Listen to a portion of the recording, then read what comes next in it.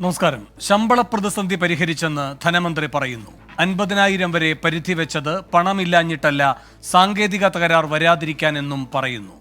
എല്ലാം സുതാര്യമായിരിക്കണം എന്ന് നിർബന്ധമുള്ളതുകൊണ്ടാണ് വാർത്താസമ്മേളനം വിളിച്ചതെന്ന് ബാലമനസ്സിൽ കള്ളമില്ല എന്ന മട്ടിൽ ബാലഗോപാൽ തട്ടിവിടുന്നു. മുഖ്യമന്ത്രിയും മന്ത്രിമാരും കീശയിൽ കാശ് ഉറപ്പിച്ചിട്ടാണ് കേന്ദ്രത്തെ മാത്രം കുറ്റം പറഞ്ഞ് ഇങ്ങനെ മുതലക്കണ്ണീർ ഒഴുക്കുന്നത്. ആര് വിശ്വസിക്കും ഈ ധനമന്ത്രിയെ? ശമ്പളം മുടങ്ങുന്നത് കേരളത്തിൽ തുടർക്കഥയാകാൻ പോകുന്നോ? സർക്കാർ ജീവനക്കാർക്ക് ഇനി 1-ാം തീയതി ഒന്നുമില്ലാത്ത തീയതിയോ? ഈ വിഷയമാണ് എൻകൗണ്ടർ ചർച്ച ചെയ്യുന്നത്. മന്ത്രിക്കുണ്ട്, പ്രജയ്ക്കില്ലേ?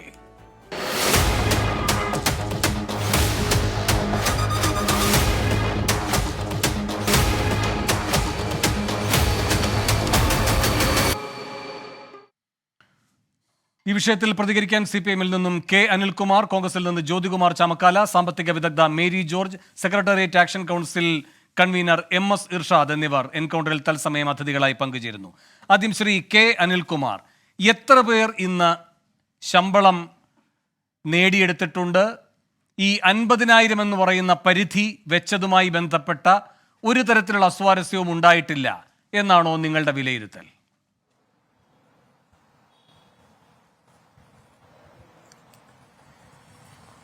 കഴിഞ്ഞ ഏതാണ്ട് ഒരു 5-8 മാസക്കാലമായി ശമ്പളം മുടങ്ങും എന്ന് കേരളത്തിലെ വലതുപക്ഷ മാധ്യമങ്ങൾ പ്രചരിപ്പിക്കാൻ തുടങ്ങിയിട്ട്. കഴിഞ്ഞ ഓണക്കാലം വറുതിയുടെ കാലമാകും എന്നായിരുന്നു പ്രചരണമാദ്യം. ഓണം സമൃദ്ധമായി കഴിഞ്ഞപ്പോൾ സമൃദ്ധമായ ഓണം ഉണ്ട് കഴിഞ്ഞു, ഇനി വറുതിയുടെ കാലമായിരിക്കും. അങ്ങനെ ട്രഷറി പൂട്ടും ഇപ്പോൾ പൂട്ടുമെന്ന് പറഞ്ഞുകൊണ്ട് തേങ്ങ ഉടയ്ക്കാൻ നടന്നിട്ട് കുറേ കാലമായി കേരളത്തിലെ മാധ്യമങ്ങൾ. ഇതുവരെ അവർക്ക് തേങ്ങ ഉടയ്ക്കാൻ പറ്റിയിട്ടില്ല. പിന്നെ കേന്ദ്ര സർക്കാർ ഇവരുടെ എല്ലാം ഈ ദുർബോധനത്തിന്റെയും കള്ളപ്രചരണത്തിന്റെയും എല്ലാം അടിസ്ഥാനത്തിൽ നമുക്ക് നൽകേണ്ട പണം, അല്ലെങ്കിൽ അനുവദിക്കേണ്ട പണം, അല്ലെങ്കിൽ നമുക്ക് വായ്പയായി എടുക്കാവുന്ന പണം തടഞ്ഞു കഴിഞ്ഞാൽ ആര് വിചാരിച്ചാലും പിള്ള മനസ്സിൽ കള്ളമുണ്ടെങ്കിലും ഇല്ലെങ്കിലും ഒക്കെ കേരളത്തിന് ചില പ്രയാസങ്ങളൊക്കെ വരുമല്ലോ. അപ്പൊ കേരളത്തെ പ്രയാസപ്പെടുത്താൻ മോദി ശ്രമിച്ചു. പ്രയാസപ്പെടുത്തുന്ന മോദിക്ക് പായസം വെച്ചു കൊടുക്കാൻ സതീശനും കൂട്ടാളികളും ശ്രമിച്ചു. ഇത് കണ്ട് കേരളത്തിൽ എന്തെങ്കിലും നടക്കുമെന്ന് കരുതി മാധ്യമങ്ങൾ കുറെ പ്രചരണമൊക്കെ നടത്തി. അതൊക്കെ വിജയിക്കാത്തതിന്റെ നിരാശയിൽ നിന്നുകൊണ്ടാണ് സാങ്കേതികമായ ചില പിഴവുകളെ മന്ത്രിക്കുണ്ട് പ്രജയ്ക്കില്ല എന്നുള്ള അങ്ങയുടെ ഉദീരണങ്ങളെയൊക്കെ നിങ്ങൾ കാണേണ്ടത്. ഇന്നിപ്പോ അറിയേണ്ട രണ്ട് പ്രധാനപ്പെട്ട കാര്യങ്ങളുണ്ട്. ഒന്നാമത്തേന് ദേവീത് ആദ്യം മറുപടി. എത്ര പേർക്ക് ഇന്ന് ശമ്പളം കൈപ്പറ്റാൻ കഴിഞ്ഞിട്ടുണ്ട് ശ്രീ അനിൽകുമാർ? ഏതെങ്കിലും തരത്തിലുള്ള ഓഡിറ്റിംഗ് നടത്തിയോ? അതാണ് നമ്മൾ മനസ്സിലാക്കേണ്ടത്. ഞാൻ ഒരു വാക്ക് പറഞ്ഞിട്ട് അതിലേക്ക് പോകാം. ഇന്നത്തെ ദിവസം മാർച്ച് 1 മുതൽ ഇന്ന് 3-ാം തീയതിയാണ്, 4-ാം തീയതിയാണ്. ഇന്നത്തെ ദിവസം കേരളത്തിന്റെ ട്രഷറി ഓവർ ഡ്രാഫ്റ്റിലാണോ? നിങ്ങൾക്കിപ്പോൾ വെരിഫൈ ചെയ്യാം ഓൺലൈനായിട്ട്. കേരളത്തിന്റെ ട്രഷറി ഓവർ ഡ്രാഫ്റ്റിലാണെങ്കിൽ ഞാൻ നിങ്ങൾക്ക് മുമ്പിൽ തലകുനിക്കും. ഞാൻ പറയും, ബഹുമാനപ്പെട്ട വേണു പറഞ്ഞാണ് ശരി, കേരളത്തിന്റെ ഗവൺമെന്റ് ഓവർ ഡ്രാഫ്റ്റിലാണ്. ഓവർ ഡ്രാഫ്റ്റ് എന്ന് പറഞ്ഞാൽ ഏതാണ്ട് 5000-ഓളം കോടി രൂപ ഖജനാവിൽ പണം ഇല്ലെങ്കിലും 14 ദിവസത്തേക്ക് നമുക്ക് കടമായിട്ട് നിലനിർത്താം. അതാണ് ഓവർ ഡ്രാഫ്റ്റ് എന്ന് പറയുന്നത്. കഴിഞ്ഞ 24-ാം തീയതിയോടുകൂടി കേരളം ഏതാണ്ട് 28-ാം തീയതി വരെ കേരളം ഓവർ ഡ്രാഫ്റ്റിലായിരുന്നു. 29-ാം തീയതി രാത്രി ആയപ്പോഴത്തേക്കും കേരളത്തിന് ഏതാണ്ട് 4000 ചില്ലുവാനും കൂടി 4971 കോടി രൂപ കേന്ദ്ര സർക്കാർ നൽകേണ്ടത് നൽകി. അപ്പൊ മാർച്ച് 1-ന് കേരളം ഓവർ ഡ്രാഫ്റ്റിലല്ല, ഇപ്പോഴും കേരളം ഓവർ ഡ്രാഫ്റ്റിലല്ല. അപ്പൊ കേരളം ഓവർ ഡ്രാഫ്റ്റിലല്ലെങ്കിൽ ആകെ 5000 കോടി രൂപ നമുക്ക് ഓടി കിട്ടും, ഓവർ ഡ്രാഫ്റ്റ് കിട്ടും. എല്ലാ ട്രഷറിക്കും ഉള്ളതാണ്. എന്റെ ചോദ്യം നേരിട്ടുള്ളതാണ്. ഒന്ന്, ശമ്പളം ഇന്ന് വിതരണം ചെയ്ത് തുടങ്ങിയിട്ടുണ്ടോ? എത്ര പേർക്ക് ശമ്പളം കൈപ്പറ്റാൻ കഴിഞ്ഞിട്ടുണ്ട് എന്നതുമായി ബന്ധപ്പെട്ട ഒരു ആധികാരിക വിവരം സർക്കാരിന്റെ ഭാഗത്തുണ്ടോ? അത് തന്നെയാണ് എന്റെ ഉത്തരം. ദയവായി പറഞ്ഞോളൂ. അത് തന്നെയാണ് ഞാൻ കൃത്യമായിട്ട് കണക്കാ പറയുന്നത്. ശമ്പളമായിട്ട് ഒരു മാസം കൊടുക്കേണ്ട എത്രയാണ്? 2736 കോടി രൂപ മാർച്ച് മാസം 1-ാം തീയതി, ഇല്ല 2-ാം തീയതി 3-ാം തീയതി ആയിട്ട്. പെൻഷൻ കൊടുക്കേണ്ടത് 1386 കോടി രൂപ. ഒരു കൊല്ലം 4132 കോടി രൂപ നമുക്ക് ഈ കേരളത്തിന് ശമ്പളവും പെൻഷനുമായിട്ട് കൊടുക്കണം മാസം ആദ്യം 1, 2, 3 തീയതികളിൽ. കേരളത്തിന് ഇപ്പോൾ ഖജനാവിൽ പണം നീക്കിയിരിപ്പുണ്ടെന്നാണ് ഞാൻ തെളിവായിട്ട് പറയുന്നത്, വേറൊരു തെളിവുമല്ല. കേരളം ഓവർ ഡ്രാഫ്റ്റിലാണോ? അല്ല. ഓവർ ഡ്രാഫ്റ്റ് അല്ലെങ്കിൽ ഖജനാവിന് 5000 കോടി രൂപ വരെ അതിന് ലിവറേജ് ഉണ്ട്. അപ്പൊ എന്താണ് അതിലേക്ക് പോകണ്ടാത്തത്? ഓവർ ഡ്രാഫ്റ്റിലല്ല കേരളം. എന്ന് വെച്ചാൽ നിലവിൽ പണമുണ്ട്, അത് കൈപ്പറ്റേണ്ടവർക്ക് കൈപ്പറ്റാൻ കഴിയുന്ന സാഹചര്യവുമുണ്ട്. ഇതല്ലേ ലളിതമായ ഭാഷയിൽ അങ്ങ് പറയാൻ ഉദ്ദേശിക്കുന്നത്? അത് ഒറ്റ കാര്യമുള്ളൂ. എന്താണെന്നറിയോ, നമ്മൾ ഒരു പ്രധാനപ്പെട്ട പ്രശ്നം വന്നു. നമ്മൾ പെൻഷൻ വാങ്ങിക്കുന്ന എല്ലാവർക്കും അവരുടെ അക്കൗണ്ടിൽ ഇന്ന പോലെ പണം വന്നു എന്ന വിവരം അറിഞ്ഞിട്ടുണ്ട്. പക്ഷെ അവർ വേറൊരു അക്കൗണ്ടിലേക്ക് ട്രാൻസ്ഫർ ചെയ്യുന്ന പറ്റിയിട്ടില്ല എന്നൊരു സാങ്കേതിക പ്രശ്നം ഉണ്ടായി. അതേ ആളുകളെല്ലാം ട്രഷറി ചെന്നപ്പോൾ അവർക്ക് കൈ കാശ് കിട്ടി. അപ്പം നിങ്ങൾ പോയി എടുക്കണോ? നാളെ ആ ചോദ്യം പോയി എടുക്കണ്ട. നമ്മളുടെ ട്രഷറി ഇടപാടുമായി ബന്ധപ്പെട്ട സാങ്കേതികമായൊരു തകരാറ് വന്നപ്പോൾ ആ തകരാറിന്റെ ഭാഗമായി ചില പ്രശ്നങ്ങൾ വന്നു. ശരി അല്ലല്ല, ഞാൻ അങ്ങേലേക്ക് വരാം. ശ്രീ അനിൽകുമാർ, ശ്രീ MS ഇർഷാദ്, നിങ്ങളിപ്പോ ഈ സമരത്തിൽ നിന്ന് പിൻവാങ്ങിയിട്ടില്ലല്ലോ. ഇതിലൊരു പരിഹാരമുണ്ടായാൽ പിൻവാങ്ങുമെന്ന് നിങ്ങൾ പറയുകയും ചെയ്തതാണല്ലോ. നിങ്ങൾ സമരം തുടരുന്ന സാഹചര്യം എന്താണ്? അനിൽകുമാർ പറയുന്നത് പോലെ സർവം ഭദ്രമാണ് എങ്കിൽ പിന്നെ നിങ്ങളുടെ പ്രതിഷേധത്തിന്റെ അടിസ്ഥാനം എന്താണ്?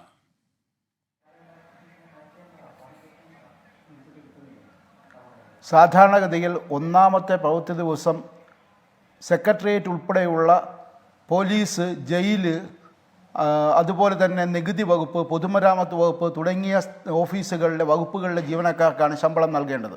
അപ്പോൾ ഇന്ന് ശമ്പളം തുടങ്ങി എന്നുള്ളത് യാഥാർത്ഥ്യമാണ്. പക്ഷേ ശമ്പളം കൊടുത്തു തുടങ്ങിയിട്ടുണ്ടെങ്കിൽ പോലും പകുതിയിൽ താഴെ ആളുകൾക്ക് മാത്രമേ ഇന്ന് സെക്രട്ടേറിയറ്റിൽ ശമ്പളം ലഭിച്ചിട്ടുള്ളൂ. എനിക്ക് മനസ്സിലാക്കാൻ കഴിഞ്ഞിടത്തോളം പോലീസ് വകുപ്പിലും പകുതിയിൽ താഴെ ജീവനക്കാർക്ക് മാത്രമേ ശമ്പളം കൊടുക്കാൻ കഴിഞ്ഞിട്ടുള്ളൂ. അതിൻ്റെ അർത്ഥമെന്ന് പറയുന്നത് ശമ്പളം കൊടുക്കുന്ന കാര്യത്തിൽ വലിയ പ്രതിസന്ധി സംസ്ഥാന ഖജനാവിലും ശ്രീ ഇർഷാദ്, ഈ സെക്രട്ടേറിയറ്റ് ജീവനക്കാർക്ക് അതുപോലെ തന്നെ പോലീസിന് അല്ലെ, ഇവർക്കൊക്കെ ഈ ഒന്നാമത്തെ പ്രവൃത്തി ദിവസം തന്നെ ശമ്പളം കിട്ടുന്ന കൂട്ടരാണ്. റവന്യൂ അങ്ങനെ കുറച്ച് വിഭാഗങ്ങൾ, രണ്ടാം ദിവസം അധ്യാപകർ, അങ്ങനെ പോകുന്നു. ശരി, ഈ അങ്ങനെ മുൻഗണനാക്രമത്തിൽ ആദ്യം കിട്ടേണ്ട കൂട്ടർക്ക് തന്നെ പൂർണ്ണമായും കിട്ടാതിരിക്കുന്ന സാഹചര്യം എന്താണ്? താങ്കളുടെ ബോധ്യം എന്താണ്? ഇതൊരു അനുമാനമാണോ? ഇപ്പൊ പകുതി, മുക്കാല് അങ്ങനെ പറഞ്ഞിട്ട് കാര്യമില്ലല്ലോ. നിങ്ങളെ സംബന്ധിച്ച് നിങ്ങളുടെ ബോധ്യം എന്താണ് ഈ വിഷയത്തിൽ? ഒരു പകുതിക്ക് കിട്ടി, മറ്റേ പകുതിക്ക് കിട്ടാതിരിക്കുന്നതിന്റെ കാരണം എന്താണ്? ഈ 40% കാരണം ട്രഷറിയിൽ പണമില്ല എന്നുള്ളത് കൊണ്ടാണ്. അല്ലെങ്കിൽ ട്രഷറിയിൽ പണമുണ്ട് എങ്കിൽ ആ പണം ചെലവഴിച്ചു കഴിഞ്ഞാൽ ട്രഷറി ഓവർ ഡ്രാഫ്റ്റിലേക്ക് പോകുമെന്നുള്ള കിട്ടാതിരുന്ന ഒരാൾ അതിന്റെ കാരണമായി എന്താണ് പറഞ്ഞിട്ടുണ്ടാവുക? ഇർഷാദ്, താങ്കൾ നേരിട്ട് അന്വേഷിച്ചിട്ടുണ്ടോ? കിട്ടാതിരുന്ന ഒരാൾ പറഞ്ഞ ന്യായം എന്താണ്? ഉണ്ട്, ഇല്ല, ഇതുവരെയും ബാങ്ക് അക്കൗണ്ടിൽ ക്രെഡിറ്റ് ചെയ്യാത്ത നിരവധി ജീവനക്കാരും സെക്രട്ടേറിയറ്റിലുണ്ട്. ശരി, ശ്രീ അനിൽകുമാർ അതിന് മാത്രം മറുപടി എന്ന് വെച്ചാൽ നിങ്ങളുടെ മുന്നിലിരുന്ന് സംസാരിക്കുന്നത് ശ്രീ അനിൽകുമാർ കിട്ടാതിരിക്കുന്ന ആളുകളുടെ പ്രതിനിധിയാണ്.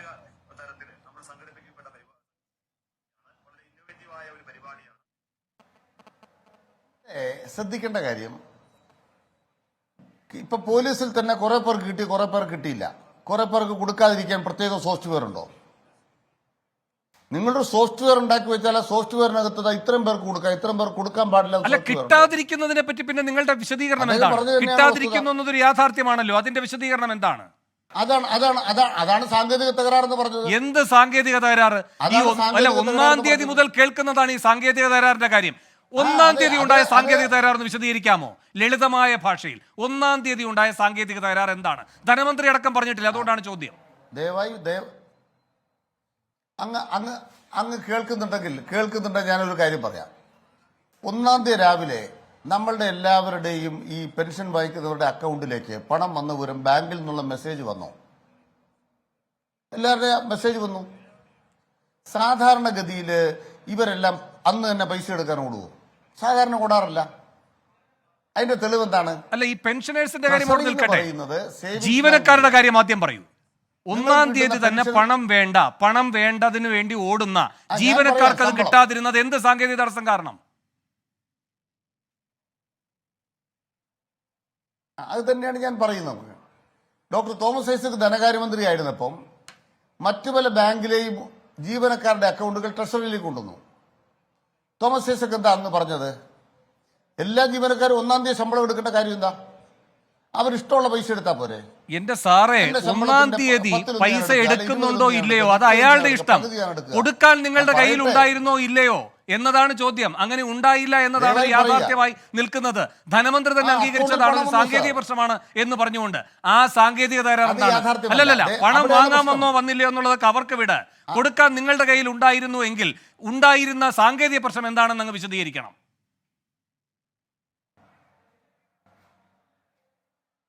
പണം ഉണ്ടായിരുന്നു എന്നുള്ളതിന് ഒന്നാമത്തെ തെളിവ് ഞാൻ പറഞ്ഞു. ബഹുമാനപ്പെട്ട വേണുവിനെ ഇപ്പം ഓൺലൈനായിട്ട് ചെക്ക് ചെയ്താൽ കേരള ട്രഷറി, ആ ട്രഷറി ഈ നിമിഷത്തിൽ ഓവർ ഡ്രാഫ്റ്റിലാണെങ്കിൽ ഞാൻ വേണു പറയുന്ന ജോലി ചെയ്യാം. ഇല്ല, നമുക്ക് തമ്മിലൊരു ബലാബലത്തിന്റെ പ്രശ്നമല്ല.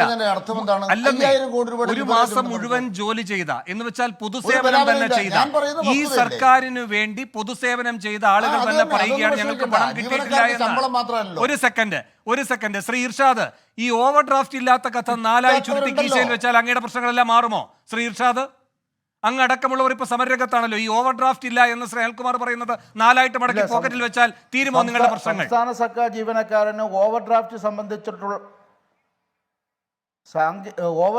സംബന്ധിച്ചുള്ള സാങ്കേതികളോ സോഫ്റ്റ്വെയറിലെ സാങ്കേതികതകളോ പറഞ്ഞുകൊണ്ട് ഞങ്ങളുടെ ശമ്പളം തടഞ്ഞു വെക്കാൻ പാടില്ല എന്നുള്ളതാണ് ഞങ്ങളുടെ അഭിപ്രായം.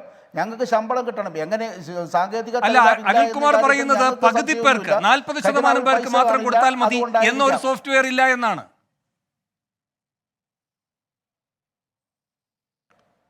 പിന്നെ എന്തുകൊണ്ട് ജീവനക്കാരന് ആർക്കും ശമ്പളം കിട്ടുന്നില്ല? ശരി, ഞാൻ അങ്ങയിലേക്ക് വരാം. ശ്രീ ജ്യോതികുമാർ ചാമക്കാല, ഇന്നും ശമ്പളം ശരി, ശ്രീ ജ്യോതികുമാർ ചാമക്കാല, ട്രഷറി പ്രവർത്തനക്ഷമമാണെന്ന് ശ്രീ അനിൽകുമാർ പറയുന്നു. 40% പേർക്ക് കിട്ടിയെന്ന് ഇർഷാദ് പറയുമ്പോൾ അതിനുള്ള മറുപടിയായി പറയുന്നത് 40% പേരിലേക്ക് ഇത് പരിമിതപ്പെടുത്തുന്ന ഒരു സോഫ്റ്റ്വെയർ നിയന്ത്രണവുമില്ല. അങ്ങനെ വരുമ്പോൾ പിന്നെ യഥാർത്ഥത്തിൽ ഇർഷാദ് അടക്കമുള്ളവരുടെ ഗീശ കാലിയുമാണ്. എന്താണ് സംഭവിച്ചിരിക്കുന്നത്? സർക്കാരിനും മറുപടിയില്ല, ജീവനക്കാർക്കും പണം കിട്ടുന്ന സാഹചര്യമില്ല, എന്നാൽ ട്രഷറി ആകട്ടെ സമ്പൽ സമൃദ്ധമായി നിൽക്കുകയും ചെയ്യുന്നു. ഇതെന്ത് വിചിത്രമായ പ്രതിഭാസമാണ്? വേണു, ഇവിടെ കേരളത്തിലെ ജനങ്ങളെ പറ്റിക്കാൻ ശ്രമിക്കരുത്. ഇന്ന് നമ്മുടെ ധനകാര്യമന്ത്രി നമ്മളോട് പറഞ്ഞത് നമ്മൾ കേട്ടതാണ്. അദ്ദേഹം വരികൾക്കിടയിലൂടെ പറഞ്ഞത് സാമ്പത്തിക ബുദ്ധിമുട്ടുണ്ടെന്നും കൊടുക്കാൻ കഴിയില്ലെന്നും 50,000 ഗഡുക്കളായി 4-5 ദിവസം കൊണ്ട് കൊടുത്തു തീർക്കാമെന്നും ഒക്കെയാണ് അദ്ദേഹം പറഞ്ഞിട്ടുള്ളത്. ഇവിടെ അനിൽകുമാർ വന്നിരുന്നത് സാങ്കേതിക തകരാറാണെന്ന് പറഞ്ഞാൽ എന്ത് സാങ്കേതിക തകരാർ? എവിടെയാണ് സാങ്കേതിക തകരാർ ഉണ്ടായിട്ടുള്ളത്? ആരെയാണ് പരിഹരിക്കാൻ ഏൽപ്പിച്ചിട്ടുള്ളത്? ഇന്ന് വന്നിരുന്നിട്ട് 4-ാം തീയതിയിലെ സാങ്കേതിക തകരാറിനെ പറ്റിയാണല്ലോ പറയുന്നത്. അല്ല, ഒരു സെക്കൻഡ്, 2 തരം സാങ്കേതിക തകരാറ്. 1-ാം തീയതിയിലെ സാങ്കേതിക തകരാറ്, പിന്നെ ഇപ്പോൾ 4-ാം തീയതിയിൽ ഇനി എന്തെങ്കിലും സാങ്കേതിക തകരാറുണ്ടെങ്കിൽ അത് പരിഹരിക്കണമെന്ന് പറയുന്നു. ധനമന്ത്രി സാങ്കേതിക തകരാറുമായി ബന്ധപ്പെട്ട് വസ്തുതാപരമായി വിശ്വാസയോഗ്യമായി എന്തെങ്കിലും വിശദീകരണം നൽകിയതായി ജ്യോതിക്ക് തോന്നിയോ? ഒരിക്കലുമില്ല. അദ്ദേഹം 1-ാം തീയതി പറഞ്ഞത് സാങ്കേതിക തകരാറുണ്ടെന്ന് പറഞ്ഞു. ഇന്നിപ്പോൾ പറഞ്ഞുള്ളത് സാമ്പത്തിക ബുദ്ധിമുട്ടുണ്ട്, പതുക്കെ കൊടുക്കാമെന്ന് പറഞ്ഞു. സാങ്കേതിക തകരാർ ഒന്നേ ഉള്ളൂ വേണു. സാങ്കേതിക തകരാർ സംസ്ഥാന സർക്കാരിൻ്റെ ഖജനാവിൽ പൈസയില്ല. ഓവർ ഡ്രാഫ്റ്റ് എടുക്കാതിരിക്കുന്നത് ഞങ്ങളുടെ മിടുക്കാണെന്നൊന്നും അനിൽകുമാർ ഭാവിച്ചു കളയല്ലേ. ഓവർ ഡ്രാഫ്റ്റ് എടുക്കുന്നത് ഞങ്ങളുടെ ഇല്ലാതെ കൊണ്ടുപോകുന്നത് ഞങ്ങളുടെ മിടുക്കാണ് എന്നൊന്നും പറയരുത്. മനസ്സിലായില്ലേ? അപ്പോൾ ഇതിലെ സാങ്കേതിക തകരാർ ഒന്നേ ഉള്ളൂ. സംസ്ഥാന സർക്കാരിൻ്റെ കൈവശം നയ പൈസ എടുക്കാനില്ല, കൊടുക്കാൻ കഴിയുന്നില്ല. അവർ പറഞ്ഞല്ലോ, അവർക്ക് 4,700 കോടി രൂപ കഴിഞ്ഞ ദിവസം കിട്ടി, കേന്ദ്ര സർക്കാരിൽ നിന്ന് ലഭിച്ചിട്ടുണ്ട്. ആ 4,700 കോടി രൂപയിൽ നിന്നും റിസർവ് ബാങ്കിന് തിരിച്ചു കൊടുക്കാനുള്ളതും അതുപോലെ തന്നെ ഓവർ ഡ്രാഫ്റ്റിലുള്ളതും എല്ലാം തിരിച്ചടച്ചതിന് ശേഷം അവരുടെ വെറും 200 കോടി രൂപയേ ഉണ്ടായിരുന്നുള്ളൂ. ഇനിയും ശമ്പളം കൊടുക്കണേ ഓവർ ഡ്രാഫ്റ്റ് എടുക്കാമായിരുന്നു. പക്ഷേ എന്താ പ്രശ്നം?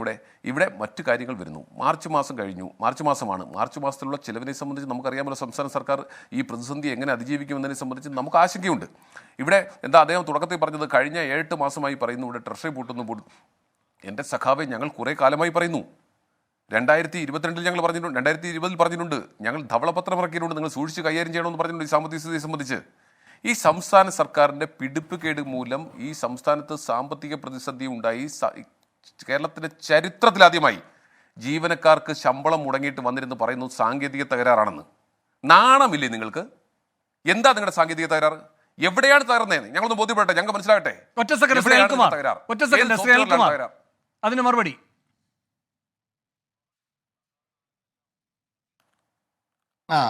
കേരളത്തിലെ ചരിത്രത്തിൽ ആദ്യമായിട്ട് ശമ്പളം മുടങ്ങിയെന്ന കോൺഗ്രസ് നേതാവിന്റെ വാദം, അത് ഇപ്പം വേണു പറഞ്ഞ കാര്യം ചെയ്യണം കേട്ടാ. ഞാൻ ആ വാദം ആവർത്തിക്കുന്നില്ല, അതിനൊരു അശ്ലീലം ഉണ്ടോ എന്നൊരു സംശയമുണ്ട്.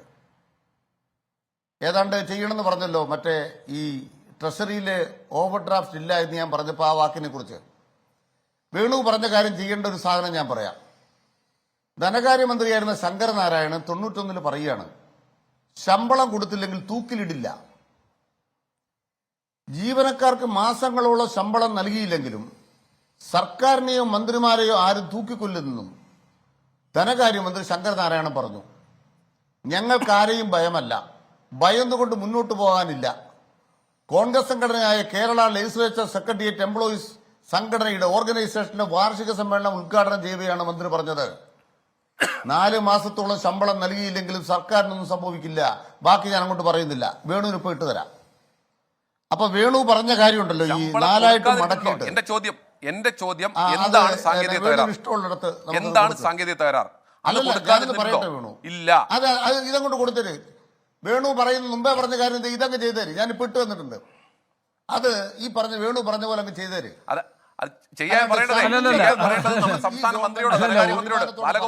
ഓവർ ഡ്രാഫ്റ്റ് വാദഗതി 4 മടക്കി കീശയിലിടാൻ പറയുന്നതിൽ അശ്ലീലം അങ്ങേക്ക് തോന്നുന്നുവെങ്കിൽ അത് അങ്ങയുടെ മാനസികമായ പരിശോധന അങ്ങ് നടത്തുക. അതിൽ ഞാൻ നിസ്സഹായനാണ്. ഞാൻ ആ പറഞ്ഞ കാര്യത്തിൽ അശ്ലീല ചുവയുള്ള ഒന്നുമില്ല. ഈ കാര്യം വിശ്വാസയോഗ്യമല്ല, സ്വീകാര്യമല്ല എന്നർത്ഥം മാത്രമേ അതിനുള്ളൂ. അല്ല, ഒരു സെക്കൻഡ്, അങ്ങ് അങ്ങനെ ഒരു ധ്വനിയോടെയാണ് പറഞ്ഞത്. ഞാനത് വിടുന്നു, എനിക്കതിൽ താല്പര്യമില്ല. എന്റെ ചോദ്യം അതല്ല. 1-ാം തീയതിയിലെ സാങ്കേതിക തകരാർ എന്താണ്? ലളിതമായി മനുഷ്യന് മനസ്സിലാകുന്ന ഭാഷയിൽ പറയാൻ കഴിയുമോ? 1-ാം തീയതിയിലെ സാങ്കേതിക തകരാർ എന്താണ്? അത് കേട്ടാൽ ഇർഷാദിന് സമാധാനമായി, അല്ലെങ്കിൽ ഇർഷാദ് പ്രതിനിധീകരിക്കുന്ന മുഴുവൻ ആളുകൾക്കും സമാധാനമായി. തന്നെയാണ് ഉത്തരം പറയുന്നത്. ഇർഷാദിന് സമാധാനമാക്കാനുള്ള സാധനം ഇപ്പൊ അങ്ങോട്ട് തന്നത്. ഇർഷാദിന്റെ സംഘടനയുടെ സമ്മേളനം ഉദ്ഘാടനം ചെയ്തുകൊണ്ട് ധവളപത്രം ഉദ്ഘാടനം ചെയ്ത അല്ലെ ധവളപത്രം വിതരണം ചെയ്ത ആ മന്ത്രി പറഞ്ഞ വാചകം കേട്ടോ. കേന്ദ്ര സർക്കാർ ലീവ് സറണ്ടർ നൽകുന്നില്ല, പിന്നെ ഇവിടെ ലീവ് സറണ്ടർ നൽകണമെന്ന് പറയുന്നത് എന്ത് ന്യായമാണ്? ലീവ് ജീവനക്കാരുടെ അവകാശമാണ്. ജോലി ചെയ്തതിനു ശേഷം ക്ഷീണം അകറ്റാനും മറ്റുമാണ് അവധി. സറണ്ടർ ചെയ്ത് പണം നേടുന്നതിന് പകരം അവധിയെടുത്ത് വീട്ടിലിരിക്കാൻ ജീവനക്കാർ തയ്യാറാകണം. ഇനി ഒന്നും മറച്ചു വെച്ച് സംസാരിക്കാൻ തയ്യാറല്ല. ധവളപത്രത്തിലൂടെ സർക്കാർ ജനങ്ങൾക്ക് സൂചന നൽകിയതാണ്. കേരള രൂപീകരണത്തിന് ശേഷം ഇത്രയും സാമ്പത്തിക പ്രതിസന്ധി നേരിടുന്ന സർക്കാർ UDF-ന്റേത് മാത്രമാണ്. ഇത് പറയുന്ന ആരാണ്? ശങ്കരനാരായണൻ. ട്രഷറിയിൽ ശമ്പളം മുടങ്ങിയിട്ടില്ല എന്ന് പറഞ്ഞാൽ ഇന്ന ജീവനക്കാരുടെ ശമ്പളം 4-ാം തീയതി, ഇന്ന ജീവനക്കാരുടെ ശമ്പളം 5-ാം തീയതി എന്ന് UDF സർക്കാർ ഉത്തരവാദിത്തം. ശ്രീ അനിൽകുമാർ പറഞ്ഞ കാര്യങ്ങളൊക്കെ ഉണ്ട്. അങ്ങയുടെ പാർട്ടി പത്രം ഇന്നത് വിശദമായി കൊടുത്തിട്ടുമുണ്ട്. ഞാൻ അതിലേക്കൊന്നുമല്ല വരുന്നത്. ചർച്ച പുരോഗമിക്കുമ്പോൾ വരാം. ചോദ്യം ഇത്രയുമാണ്. അല്ലല്ല, കേൾക്കൂ, അതിലേക്ക് വരാം എന്നൊക്കെ പറയുന്നതിന് മുമ്പ് അങ്ങ് വിനീതമായി എന്റെ ഒരു ചോദ്യത്തിന് വഴങ്ങൂ. 1-ാം തീയതിയിലെ സാങ്കേതിക തകരാർ എന്താണ്?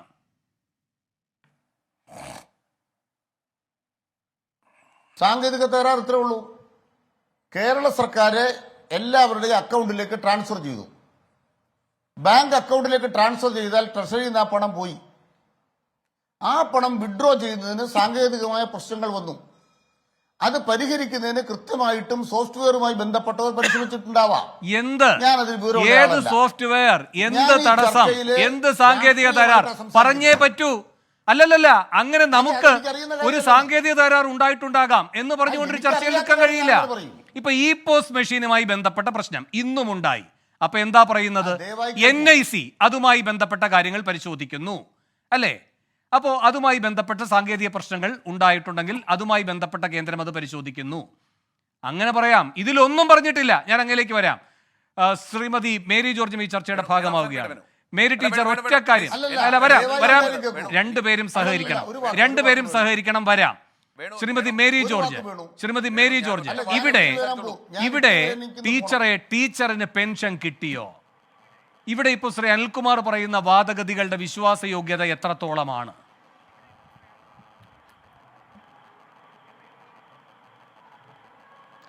മിസ്റ്റർ വേണു, ഇതുവരെ എൻ്റെ പെൻഷൻ കിട്ടിയിട്ടില്ല. ഞാൻ തീർച്ചയായും ആകുല ചിത്തയാണ്. എന്നാണ് എൻ്റെ പെൻഷൻ കിട്ടുക എന്ന് യാതൊരു അറിവുമില്ല. ഘട്ടം ഘട്ടമായി കിട്ടുമെന്ന് പറയുന്നു. കയ്യിൽ കിട്ടിയാലല്ലേ കിട്ടിയെന്ന് പറയാനൊക്കൂ. ഇനി മിസ്റ്റർ അനിൽകുമാർ പറഞ്ഞു തുടങ്ങിയ ആ കാര്യം, അതായത് ഓവർ ഡ്രാഫ്റ്റിലേക്ക് പോകാതിരിക്കുന്നു എന്നല്ലേ അദ്ദേഹം പറഞ്ഞത്?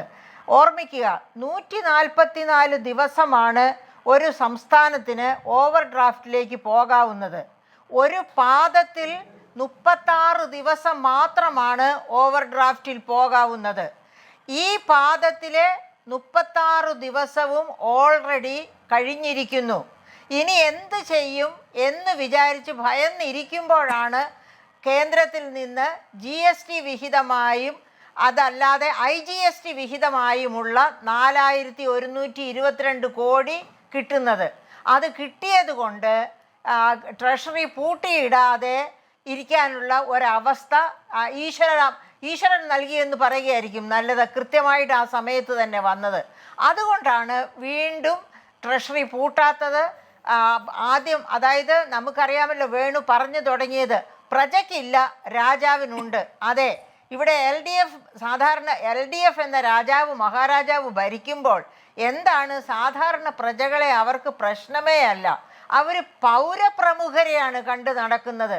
പൗരപ്രമുഖരുടെ പ്രശ്നങ്ങളാണ് പരിഹരിക്കാൻ നടക്കുന്നത്, അല്ലാതെ സാധാരണ പ്രജകളുടെ അല്ല. അങ്ങനെയുള്ള ഒരു തെറ്റിദ്ധാരണ മിസ്റ്റർ വേണു വെച്ച് പുലർത്തരുത്. നമ്മൾ കണ്ടതാണ് നവകേരള സദസ്സിൽ, നമ്മൾ കണ്ടതാണ് മുഖാമുഖം പരിപാടിയിലൊക്കെ എന്താണ് നടക്കുന്നത് എന്ന്.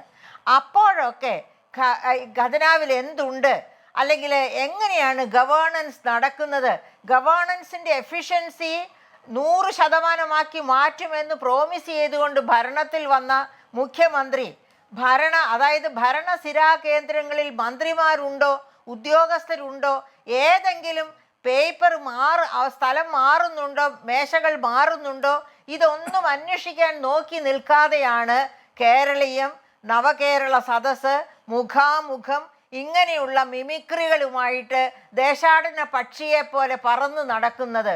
അതുകൊണ്ട് എന്ത് സംഭവിച്ചു? ഇന്നത്തെ ഈ 2024-25 ബജറ്റ് ഡോക്യുമെൻ്റ് എടുക്കുക, ബജറ്റ് ഇൻ ബ്രീഫ് എന്ന സ്റ്റാറ്റിസ്റ്റിക്കൽ ഡോക്യുമെൻ്റ് എടുക്കുക. അതിൻ്റെ A39 എന്നൊരു ടേബിൾ ഉണ്ട്, A39 ടേബിൾ. അത് നോക്കുക. 19,975 കോടി രൂപയാണ് നികുതി കുടിശ്ശിക പിരിച്ചെടുക്കാനുള്ളത്. എന്ന് പറയുമ്പോൾ അതിൽ 14,000 കോടിയിലധികം ഒരു തടസ്സവുമില്ല, എങ്ങനെ വേണമെങ്കിലും പിരിച്ചെടുക്കാവുന്നതാണ്. ബാക്കിയുള്ളത് മാത്രം തടസ്സത്തിൽ പെട്ടുകിടക്കുന്നതാണ്. അപ്പം ഈ 14,000 കോടി എന്ന് പറയുന്നു, ഓർമ്മിക്കുക, 13,000 കോടിയോളം രൂപ തന്നെ GST വകയാണ് കുടിശ്ശിക പിരിക്കാനുള്ളത്. പിന്നെയുമുണ്ട് 3,000 കോടി, 3,770. പക്ഷെ ടീച്ചറെ, ഈ പറയുന്ന നികുതി കുടിശ്ശിക പിരിക്കൽ, തനത് നികുതി വരുമാനം വർദ്ധിപ്പിക്കൽ, ഇതൊക്കെ ശരിയാണ്, സാമ്പത്തിക ആസൂത്രണത്തിന്റെ ഭാഗമായി മികച്ച ഈ പറയുന്ന ധനകാര്യ മാനേജ്മെന്റിന്റെ ഘടകങ്ങളാണ്. ഇതിലൊക്കെ വീഴ്ച വരുത്തിക്കൊണ്ടിരിക്കുന്ന കാലം ഇന്ന് മാത്രമല്ല, അപ്പോഴും നിങ്ങളെപ്പോലുള്ളവർക്കുള്ള ശമ്പളവും പെൻഷനും മുടങ്ങിയിട്ടില്ല. അപ്പൊ ഇതൊന്നുമല്ല അതിന്റെ ഘടകം. പിന്നെന്താണ് ആ ഘടകം? അല്ല വേണു, ഞാൻ പറഞ്ഞു വരുന്നത് സമസ്ത അതായത് ഇൻഎഫിഷ്യൻസി, അതിന് നമ്മൾ എങ്ങനെയാ പറയുക? ഇൻഎഫിഷ്യൻസി, പിടിപ്പ് കേട്, കാര്യക്ഷമത ഇല്ലായ്മ ഒരു സർക്കാരിൻ്റെ. അതായത് ഇപ്പോഴും ഈ കുടിശ്ശിക ഇപ്പോൾ GST പിരിച്ചെടുത്തില്ല എന്നൊക്കെ പറയുമല്ലോ. അപ്പോൾ നമ്മൾ ഓർക്കേണ്ടത് എല്ലാ കാലത്തും ഗവൺമെൻറ്റിൻ്റെ കാര്യക്ഷമത കുറവാണ്, ആ കാര്യക്ഷമത ഞാൻ ഉയർത്തും എന്ന് പറഞ്ഞുകൊണ്ട് കാര്യക്ഷമതയായിരിക്കും പ്രൊമോഷൻ. ഞാൻ ചോദിക്കുന്നത് ഒരു സെക്കൻഡ് ടീച്ചറെ, ഇപ്പൊ 6-7 മാസമൊക്കെയായി ക്ഷേമ പെൻഷൻ മുടങ്ങുന്നവരുണ്ട്. അതിന്റെ ഭാഗമായി ഹൃദയം നൊന്ത് ജീവൻ ഒടുക്കിയവരുണ്ട്. സാധാരണഗതിയിൽ ജീവിതത്തിൽ നല്ല പക്വതയൊക്കെ ഉള്ള പ്രായത്തിൽ നിൽക്കുന്നവരാണ്. ഒരുപക്ഷെ ജീവിത സായാഹ്നത്തിലുള്ളവർ പോലുമാണ് അത്രയും അതിവൈകാരികതയോടെ പ്രതികരിച്ച അനുഭവം കേരളത്തിലുള്ളത്. ഈ സർക്കാരിന്റെ മുതൽക്കൂട്ടാണ്. ട്രഷറി മാത്രമല്ല, സജീവമായി നിൽക്കുന്ന ട്രഷറി മാത്രമല്ല, അചേതനമായി പോയ ഈ ജീവിതങ്ങളും ഇവരുടെ മുതൽക്കൂട്ടാണ്. എൻ്റെ ചോദ്യം പക്ഷേ അതല്ല. അപ്പോൾ ഇതൊക്കെ അനുഭവമായി നിൽക്കുമ്പോൾ വലിയൊരു കൂട്ടരെ ആശങ്കപ്പെടുത്തുകയാണ്. ഇപ്പോൾ ടീച്ചർ പറയുകയാണ്, ഞാൻ ആകുല ചിത്തയാണ്. അതാണ് ടീച്ചർ ഉപയോഗിച്ച വാക്ക്. ആരുണ്ടാക്കിയ മാനസികാവസ്ഥയാണത്? ഈ സർക്കാർ ഉണ്ടാക്കിയ അനിശ്ചിതാവസ്ഥ സൃഷ്ടിച്ച മാനസികാവസ്ഥയാണ്. അവിടെ കരുതലോടെ ഒരു പ്രതികരണമല്ലേ വേണ്ടത്? ഇപ്പോൾ ഈ 1-ാം തീയതി തന്നെയാണ് അങ്ങനെയെങ്കിൽ ധനമന്ത്രി വാർത്താ സമ്മേളനം വിളിക്കേണ്ടിയിരുന്നത്. കാരണം അത്രയും വലിയ തോതിൽ ഇതുമായി ബന്ധപ്പെട്ട് പ്രതീക്ഷ അർപ്പിച്ചിരിക്കുന്ന ഒരു സമൂഹമുണ്ട്, പൊതുസേവനത്തിന്റെ ഭാഗമായി നിൽക്കുന്ന സമൂഹം. ധനമന്ത്രിയുടെ സംവിധാനത്തിന്റെ അഭേദ്യ ഘടകം അവരെ ചേർത്ത് നിർത്തുകയാണ് വേണ്ടത്. ഇന്ന് ശമ്പളം ഉണ്ടാകില്ല, മറ്റെന്തെങ്കിലും സംവിധാനം നിങ്ങൾ ആലോചിക്കണം. വേണമെങ്കിൽ എവിടെ നിന്നെങ്കിലും കൈവായ്പ സംഘടിപ്പിക്കുക, ഇത്ര ദിവസത്തിനുള്ളത് പരിഹരിക്കപ്പെടും. അപ്പം നിങ്ങളുടെ EMI, നിങ്ങളുടെ മറ്റു ചെലവുകൾ, നിങ്ങളുടെ കുട്ടികളുടെ ഫീസ്, ഇത്തരം എന്തെങ്കിലും കാര്യങ്ങൾ ഉണ്ടെങ്കിൽ അത് പരിഹരിക്കാനുള്ള ഒരു സമാന്തര മാർഗം കണ്ടെത്തുക. താൽക്കാലിക ആശ്വാസം നിങ്ങൾ തന്നെ കണ്ടെത്തൂ. അതിനുശേഷം നമുക്ക് ഒരുമിച്ച് ഈ കാര്യങ്ങൾ പരിഹരിക്കാം. ഇന്നിപ്പോൾ പറയുന്നുണ്ടല്ലോ പെൻഷൻകാരെയും ജീവനക്കാരെയും എല്ലാം ചേർത്ത് ഞങ്ങൾ എല്ലാവരും കൂടെ ഡൽഹിക്ക് പോകാൻ റെഡിയാണ് എന്ന്. അതിന് സജ്ജമാകുന്നതിന് മുമ്പ് ഇങ്ങനെ ഒരു മാനസികമായി സജ്ജമാകൂ നിങ്ങൾ എന്ന ഒരു ഉത്തരവാദിത്തം ഈ ധനമന്ത്രി നിർവഹിക്കേണ്ടിയിരുന്നില്ലേ? മുഖ്യമന്ത്രി നിർവഹിക്കേണ്ടിയിരുന്നില്ലേ ടീച്ചറെ?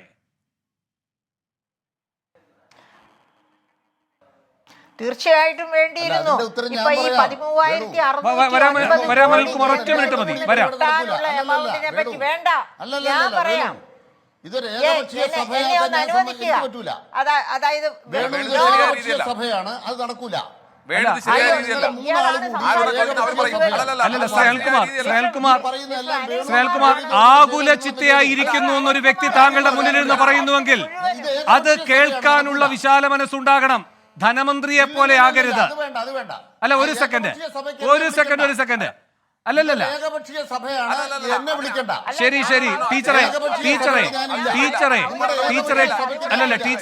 ടീച്ചറെ ഒന്ന് സഹകരിക്കുക. ആകുല ചിത്തയായി ഞാൻ ഇരിക്കുന്നു എന്ന് പറയുന്നതും മനസ്സിലാകാത്ത ഒരു മനസ്സിന്റെ ഉടമയാണ് അദ്ദേഹത്തിന് സംസാരിക്കാനുള്ള ആഗ്രഹം പ്രകടിപ്പിക്കുന്നതെങ്കിൽ പ്രകടിപ്പിക്കട്ടെ. അനിൽകുമാറെ മറുപടി പറഞ്ഞോളൂ. പക്ഷേ ടീച്ചർക്ക് പറയാനുള്ള അവസരം കൂടെ കൊടുക്കണം. തീർച്ചയായും ആകുലചിത്തയോട് പറയുകയാണ് കേട്ടോ. ഈ ആകുലചിത്ത കേരളത്തിൽ മാത്രമേ ജീവിക്കുന്നുള്ളൂ. ആകുലചിത്ത ഇന്ത്യ രാജ്യത്തെ ഒരു സംസ്ഥാനം മാത്രമേ കേരളത്തിൽ ഈ ആകുലചിത്തയ്ക്ക് അറിയാവോ? അവരോട് ഞാൻ ചോദിക്കുക, ഉമ്മൻചാണ്ടി സർക്കാരിന്റെ അവസാനത്തെ ബഡ്ജറ്റ് 86,000 കോടി രൂപ. ഇപ്പൊ കേരള സർക്കാരിന്റെ ബഡ്ജറ്റ് 1,84,000 കോടി രൂപ. ഈ 1,00,000 കോടി രൂപയുടെ അധിക ബഡ്ജറ്റ് വന്നോ ഈ ആകുലചിത്തയായ ഡോക്ടർ മേരി ജോർജ്? നിങ്ങൾ വീട്ടിൽ നിന്ന് കൊടുക്കുന്ന കാശാണ് ഈ 1,00,000 കോടി രൂപ. എന്താ ദുർഭരണം? പിന്നെന്താണ്? കഴിവില്ലായ്മ കൊണ്ടാണോ ദേശീയപാത വന്നത്? കഴിവില്ലാത്ത സർക്കാർ ആയതുകൊണ്ടാണോ സ്കൂളെല്ലാം നന്നായത്? നിങ്ങൾ കണ്ടില്ലേ, ആശുപത്രി നന്നായിട്ട് നിങ്ങൾക്ക് ആകുലചിത്തയുണ്ടോ? ഈ കേരളത്തിൽ 7.5 കൊല്ലം നടന്ന വികസനം നിങ്ങൾ ഈ നാട്ടിൽ കൂടെ നടന്ന് കാണുന്നില്ലേ? പിന്നെ ഈ ഗവൺമെന്റിനെ തകർക്കാൻ കേന്ദ്ര സർക്കാർ നടത്തിയ കടുംപെട്ട് നിങ്ങൾ കണ്ടോ? ഞാൻ ചോദിക്കുന്ന, കേരള സർക്കാരിന് ഇപ്പൊ എടുക്കാവുന്ന കടം 13,500 കോടി ഉണ്ടോ? കേന്ദ്രത്തിൽ കൊടുത്തൊരു കേസ് കൊടുത്ത് നിങ്ങൾ അറിഞ്ഞോ? ബഹുമാനപ്പെട്ട വേണു പറഞ്ഞല്ലോ, ബാലഗോപാല് എല്ലാരെയും വിളിച്ചോണ്ട് ഡൽഹിയിലേക്ക് പോകുന്നു. ഞങ്ങൾ ഡൽഹി കേസ് കൊടുത്തിരിക്കല്ലേ? ഫെബ്രുവരി 8-ാം തീയതി ഡൽഹി പോയി സമരം നടത്തിയത് ഈ കാര്യം പറഞ്ഞിട്ടല്ലേ? ട്രഷറി മുടങ്ങുമെന്ന് പറഞ്ഞിട്ടല്ലേ? കേന്ദ്ര സർക്കാർ ശ്വാസം മുട്ടിക്കാന്ന് പറഞ്ഞിട്ടല്ലേ? ആർക്കാ മുന്നറിയിപ്പില്ലാത്തത്? ആകുലചിത്തയാകാൻ ഇതിനേക്കാളെല്ലാം മുമ്പ് ആകുലചിത്തയായിട്ട് ഈ നാട്ടിലെ മനുഷ്യരെ കൊണ്ട് 140 മണ്ഡലത്തിലും പോയി സാധാരണ മനുഷ്യരോട് സംസാരിച്ച പ്രക്രിയയെക്കുറിച്ച് ആകുലചിത്തയായ അവര് സർക്കാർ സംവിധാനം എങ്ങനെ പ്രവർത്തിച്ചു? അന്ന് മുഖ്യമന്ത്രി നാടൊട്ടുക്ക് പറഞ്ഞത് എന്താണ്? സെക്രട്ടേറിയറ്റ് സജീവമായി തന്നെ നിൽക്കുന്നു, അതിന് മുഖ്യമന്ത്രിയും മന്ത്രിമാരും അവിടെ വേണ്ട. അതാരുള്ളത് കൊണ്ട് ആർക്കുമേൽ അർപ്പിതമായിരുന്ന വിശ്വാസമാണ് അന്ന് ജനങ്ങൾക്കൊരു സർട്ടിഫിക്കറ്റായി നൽകിയത്.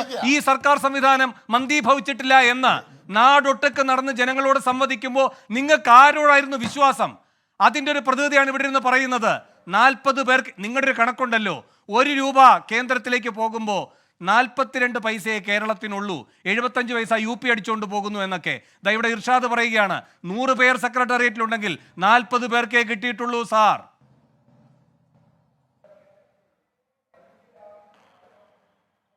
അയ്യോ, ഒരു മിമിക്രിക്കാരിയെ രക്ഷിക്കാൻ വേണ്ടി വേണു ഇത്രയും കഷ്ടപ്പെടരുത് കേട്ടോ. ഞാൻ ആ മിമിക്രിക്കാരി പറഞ്ഞത് എന്താണ്? കേരളീയ മിമിക്രിയാണ്. പിന്നെ മിമിക്രിക്കാർ പറയുന്നത് ഈ കേരളത്തിൽ ഒരു പ്രൊഫസറെ കുറിച്ച് തന്റെ പാർട്ടിയുടെയും കഴിവില്ലായ്മ കൊണ്ട് ഒരു പ്രൊഫസർ കാര്യം പറയുമ്പോൾ അതിനെയൊക്കെ ഇങ്ങനെ ആക്ഷേപിക്കാൻ ഞാൻ പറയട്ടെ സാർ, നിങ്ങൾ വിഷമിക്കാതെ. എവിടുത്തെ ഞാൻ നിങ്ങളോടല്ലോ പറഞ്ഞത്. ഒരു പ്രൊഫസർ, ഒരു ഉത്തരവാദിത്തപ്പെട്ട ഒരു ലേഡി ഒരു ചർച്ചയിൽ വന്നിരുന്ന് ഈ സംസ്ഥാനത്തെ കുറിച്ച് പറയുമ്പോൾ സംസ്ഥാനത്തിന് ടീച്ചർ നല്ല മറുപടി പറയും അതിന്. ജ്യോതി ടീച്ചർ നല്ല മറുപടി കൊടുത്തോളും അതിന്. മുഖ്യമന്ത്രി നടത്തുന്ന പരിപാടി പക്ഷേ ഞാൻ പറയട്ടെ, ഞാനങ്ങോട്ട് പറയാം. കേട്ടിരിക്കുന്നവരോട് ഞാനങ്ങോട്ട് പറയാം. കേരളത്തിലെ നവകേരള സദസ്സിൽ കേരളത്തിലെ ഗവൺമെന്റ് കണക്കുണ്ടല്ലോ. നിങ്ങൾ പണ്ട് ഞാൻ പറയട്ടെ സാർ, നിങ്ങളുടെ മിമിക്രിയെ കുറിച്ച് പറയട്ടെ. നിങ്ങളുടെ മിമിക്രിയെ കുറിച്ചല്ല ഞാൻ പറയുന്നത്. മര്യാദയ്ക്ക് നിങ്ങൾ നോക്കൂ, നിങ്ങൾ നോക്കൂ. ഞാൻ ചോദിക്കുന്നത് നിങ്ങളുടെ മിമിക്രിയെ കുറിച്ചാണെന്ന് പറയട്ടെ. വായി തോന്നിയതല്ല മര്യാദയ്ക്ക് പഠിച്ചിട്ട് വാ, മര്യാദയ്ക്ക് പഠിച്ചിട്ട് വാ. ഞാൻ അങ്ങോട്ട് പറയട്ടെ, ദയവായി കേൾക്കൂ. ഞാൻ പറയാം. അയ്യോ, ഞാൻ ഞാൻ പഠിച്ചിട്ട് പറയാം. തന്നെയാ പറയണത്. 2016 ഞാൻ പറയട്ടെ, എനിക്കുള്ള അവസരമല്ലേ? വേണു, ഇത് ആർക്കുള്ള അവസരമാണ്? വേണു, ഇത് ആർക്കുള്ള അവസരമാണ്? മോശം വാക്ക് പറഞ്ഞതിന്റെ പേരിൽ മേരി ടീച്ചർ മറുപടി പറയട്ടെ അനിൽകുമാറെ, അതല്ലേ മര്യാദ? ഇല്ല. മേരി ടീച്ചറെ അല്ല, മര്യാദ ഞാൻ പറഞ്ഞു തീർന്നില്ലല്ലോ. ഞാൻ പറഞ്ഞു തീർന്നിട്ടെന്ന് പറഞ്ഞു. ടീച്ചർ അതിന് വിശദീകരണം പറയട്ടെ. മിസ്റ്റർ വേണുവും അല്ല, നിങ്ങൾ പറയണ്ട, അതിന് കുറേ നേരമായിട്ട് മിസ്റ്റർ പറഞ്ഞല്ലോ. ഇവരെ കേട്ടല്ലോ. ബാക്കി കേട്ടിട്ടൊക്കെ തീർത്തോ? അതായത് ഞാൻ മാത്രമല്ല, അല്ല, എനിക്ക് പറയാനുള്ള മറുപടി ഞാൻ പറയട്ടെ. പാദസ്പർശമേറ്റ ഈ പുണ്യഭൂമി എന്നൊക്കെ പറയുന്നത് മിമിക്രി അല്ലേ? ഞങ്ങൾ പറയട്ടെ. അല്ലേ, അങ്ങയുടെ പാദസ്പർശമേറ്റ ഈ പുണ്യഭൂമി എന്നൊക്കെ പറയുന്നത് മിമിക്രി അല്ലെങ്കിൽ പിന്നെ എന്താണ് മിസ്റ്റർ? ലക്ഷക്കണക്കിന് മനുഷ്യർ പങ്കെടുത്തൊരു അതാണ് ലക്ഷക്കണക്കിന് മനുഷ്യർ പങ്കെടുത്തൊരു പരിപാടി മിമിക്രിയാണെന്നൊരു കൂലിത്തലിന് ഒരാൾ വന്നിട്ട് പറഞ്ഞാൽ അത് സാമ്പത്തിക വൈദഗ്ധ്യമല്ല. അയ്യോ, അത് നിങ്ങളുടെ രാഷ്ട്രീയമാണ്. രാഷ്ട്രീയമാണ് തന്നെ ഞങ്ങൾ പറയും. പ്രമുഖർ അത് തന്നെ പ്രമുഖർ, ലക്ഷക്കണക്കിന് മനുഷ്യർ, ആദിവാസികൾ അവിടെ വന്നു, ആദിവാസി മൂപ്പന്മാരവിടെ വന്നു, മത്സ്യത്തൊഴിലാളികൾ വന്നു, നമ്മുടെ നാട്ടിലെ തൊഴിലുറപ്പ് തൊഴിലാളികൾ വന്നു. ശരിയാണ്. സാധാരണ മനുഷ്യരുടെ അവരൊക്കെ മനുഷ്യരാണ്. അവരുടെയൊക്കെ പ്രശ്നങ്ങൾ ഞാനൊന്ന് പറയട്ടെ മാഡം, 7 മാസമായിട്ട് അവർക്ക് വായിലിടാനുള്ള അരിയില്ല. ഇയാൾ പറയണത് ആർക്ക് കേൾക്കണം? ഈ മണ്ടത്തരം വിളിച്ചു പറയണൊക്കെ ആര് കേൾക്കാനിരിക്കുന്നു? പറയുന്നെങ്കിൽ വസ്തുനിഷ്ഠമായിട്ട് പറയുക. 7 മാസമായിട്ട് സാമൂഹ്യ സുരക്ഷാ പെൻഷൻ കിട്ടിയില്ല. അവരാരും പൗരപ്രമുഖരല്ല. അതുകൊണ്ടാണ് അവർക്ക് സാമൂഹ്യ സുരക്ഷാ പെൻഷൻ കിട്ടാത്തതിനെ പറ്റി ആകുല ചിത്തരാകാത്തത് നിങ്ങൾ ആരും. പക്ഷെ എനിക്ക് അവരെ പറ്റി ആകുലതയുണ്ട്. എനിക്ക് ശമ്പളം മുടങ്ങിപ്പോയത്